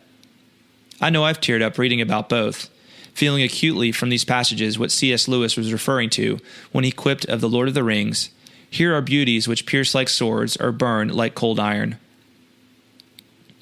Even after the music, as Arda becomes reality, Melkor conjures further sour notes which end up working for good. In making war upon Ulmo's province of water, he devises extremes of hot and cold to vaporize and freeze it. However, according to Ilúvatar, his devices will only serve to draw Ulmo closer to his friend Manwë, because their provinces of sky and sea will now meet in the form of snow, rain, and cloud. In this, we are reminded of the deep friendships created by the One Ring in the form of the Fellowship. Sam and Frodo are drawn more closely together in the intense trials they must suffer on the road to Mount Doom, and Legolas and Gimli from a lasting and deep friendship, though coming from peoples who have historically been at odds with one another. We can even consider Aule's creation of the dwarves in this regard, a good yet crooked people if there is one in Middle-earth. They are, of course, ultimately part of the great tapestry of heroism and sacrifice that leads to the downfall of Sauron and the destruction of the One Ring as well. They also lead to the creation of the Ents as a countermeasure, and we learn that they indeed will have an important role to play in helping Aule to reshape Middle-earth after the last battle at the end of history. Even a tragic figure like Gollum bears his own strange beauty, used as he is to accomplish a greater good despite himself. He never ceases as a sympathetic figure, mangled as he is by the One Ring, and a character all readers can find a bit of themselves in. Even in his death, we must consider the magnanimous and heroic mercies shown to him earlier at the hand of Frodo, and hope that in some way Gollum experiences a final redemption, even though the details and certainty of it may elude us. Musical design. Is music the mind of God? As a Catholic, Tolkien would have believed that all things were created by the invisible triune God, in accordance with the sacred scriptures of Christianity. While the details of this creation, in a scientific sense, are conceded by most modern Catholics to be something we come to know outside of the realm of faith, it nevertheless remains an article of faith that, no matter how God did it, He in fact did it. In my lifetime, the idea of intelligent design has been put forth as a way of approaching science from a vantage point that is not atheistic. I will not pretend to understand much of the particular ideas associated with the phrase as a movement. I know it attracts quite a bit of controversy.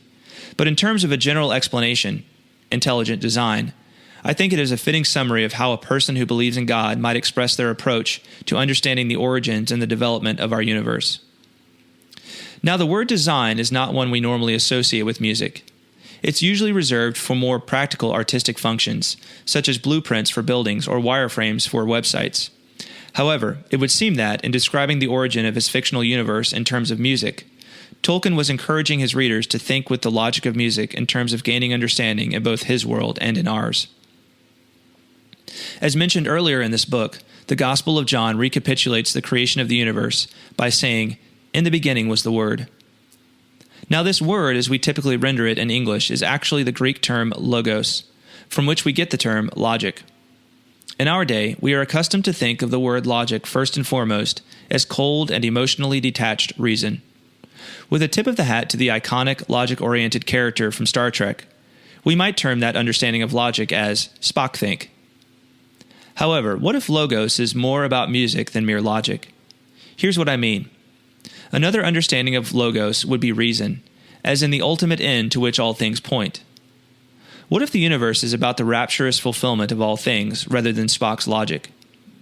I believe that, again, Tolkien was reacting against the temptation by some Christians to modernize the faith and thus make it more cold and mechanistic rather than musical and glorious. If, as I asserted in the previous section, Ilúvatar's design is bent towards a profound beauty and glory rather than things making merely logical sense, then the idea of musical design would seem to be fitting. After all, beneath every great work of music is a brilliant design, but the end effect of the music is not the design itself. The end effect is more about the emotional and spiritual impact upon the listeners. The deeper thinkers among us might see the brilliance in the design as they wonder why the music is so profound, just as the scientists may wonder how the Grand Canyon came to be. Yet still, at some point, our nature as creatures makes us want to stop thinking and merely behold the beauty in all its glory. The orchestration of history. Could it be that, like Tolkien's fictional Ilúvatar, the creator of our own cosmos is the grand conductor? Like Ilúvatar, does such a being guide the unfolding events of our history, even unfolding evil and unfortunate events into the wonderful tapestry of reality? I believe so, and I believe that I have experienced such things personally. In September of 2014, I was laid off. It was a complete shock, the first time it had ever happened to me, and I had no idea what to do next. For a week, I prayed for direction, and one of the first things I decided to do was to see if I could somehow parlay my fascination with and love of Tolkien into a source of income, even if small. I decided to launch a Tolkien website and began converting an academic paper I had written into a manuscript for what would eventually be my first book, Tolkien's Requiem, which focused on the first age tale of Beren and Lúthien. Still, it was a long-shot venture, something I'd never tried before, and I had no reason to think it would pay the bills anytime soon. It felt a bit like a fool's errand, too, especially when I thought about mentioning the plan to other people. And it would take some very hard work. After all, I had no audience at that point. About 10 days after the layoff, I went to my parish for an RCIA meeting, which is the process by which non-Catholics typically enter the Catholic Church. I was already Catholic, so I was there to help. It happened to be the first meeting for a new group of candidates and seekers, and so people were introducing themselves to one another. In the process of introductions, I overheard a woman introduce herself to another person, and I couldn't believe what I had heard. I approached the woman, introduced myself, and asked her, "Did I hear you say your name is to—" Before I could get the name out, she closed her eyes and smiled knowingly. Another Tolkien fan, she must have been thinking. This woman's name was Tinuviel, which is the alternate name of Lúthien. Nowhere and in no place is this a common name. I am sure there are other people in the world named Tinuviel, but I have never met them before or after. While many readers might be inclined to shrug this off as a neat story, or even an interesting coincidence, small world, I can assure you that at that time, given the place I was in spiritually and emotionally, as well as the timing of my decision to publish a book about this little-known story, it was like God was saying directly to me, "Do it, and do it with complete confidence." Furthermore, it felt like he was saying to me, "I know the difficulties you are facing, but be strong and know that I am with you." Now, I am not one who is inclined to see God winks in every set of circumstances. At the same time, I've heard enough such stories from other people to know that they are not altogether uncommon. My point in sharing this story is simply to say that what if our own reality is orchestrated in just such a way? What if God is the ultimate composer, whose will is ultimately to delight us with unanticipated beauties and unforeseen joys? What if the evils that often come our way, like suddenly losing a job, are part of a great symphony of events that add up to joy, glory, and a greater good that surpasses even our most hopeful imaginings? Tolkien's writings strongly indicate just such a view on his part. Keep in mind that this is the same man who rode past a hospital one morning and was suddenly inspired to exclaim, with some strange joy, "Of course that's the way things really do work." What if, through this valley of the shadow of death, it is his will for us to wake up and discover, like Sam, that everything sad is going to come untrue? Musical reality. One of the more accidental aspects of musical power in Middle-earth. We may concede that reality does seem to be orchestrated on a grand scale in a way that is like music, but does actual music itself have a similar spiritual power? Honestly, I can't imagine that anyone could deny that music has some kind of spiritual power. The issue would probably have more to do with how we might define the term spiritual. Few would find fault with the idea that music can have an elevating or depressing effect on our internal drive and motivations. We listen to a different type of music when exercising than we do when sleeping. Many creative people also find that certain types of music help them to be more in the zone when working as well. I find it particularly difficult to be creative when I'm listening to any kind of lyrical music, because the lyrics themselves get jumbled with my own thoughts. Still, even beyond this, I believe music gets inside of us in ways that we don't entirely understand. Music can cause us to dance. It can cause large crowds to be driven into a frenzy, as in a rock concert. It can focus the intellect on things unseen, leading to a rapturous joy, as with Gregorian chant in the Catholic Mass. And it can awaken powerful sentiments in crowds, as at political rallies. While it's hard to prove that this is taking place on a level that borders on the supernatural, one gets the sense that to hold that the effect of music is happening only on a material level is, ultimately, intellectually unsatisfying. Creation as sacred action. The modern world has a tendency to view creative action as less worthwhile than what I'll call productive work. In this view, creative action is something nice, something for our spare time if we have any, but true value comes more from functional and productive work than artistic and creative action. Ainulindalë contradicts this. The greatest beings are engaged in creative action, not functional work. In fact, this is what they were themselves created to do. This doesn't mean that such action does not require difficult labor, but it does mean that this sort of speculative and contemplative artistic labor is ultimately more important than simple functional tasks. We are more than cogs in the machine. This is important because it is by such creative work that we typically better discover who it is we are, both in our nature as human beings and in our specific gifts as individuals. We also discover one another through these actions, because in another's art we are able to learn more about who they are on a deeper level. The music of the Ainur reminds us that creativity and artistry are sacred actions. In my view, this is one of the most profound notions Tolkien's entire Middle-earth gives to us, and I intend to explore it in greater detail in a future book. Beyond the Walls of the World. My goal in this book has ultimately been to highlight the important role that music plays in developing a proper understanding of Tolkien's works, and also to explore Tolkien's own understanding of the power of music on a philosophical level. I trust that it has been shown that Tolkien held a deep appreciation for the power of music, and that its role in the stories of Middle-earth as a primal power is unparalleled.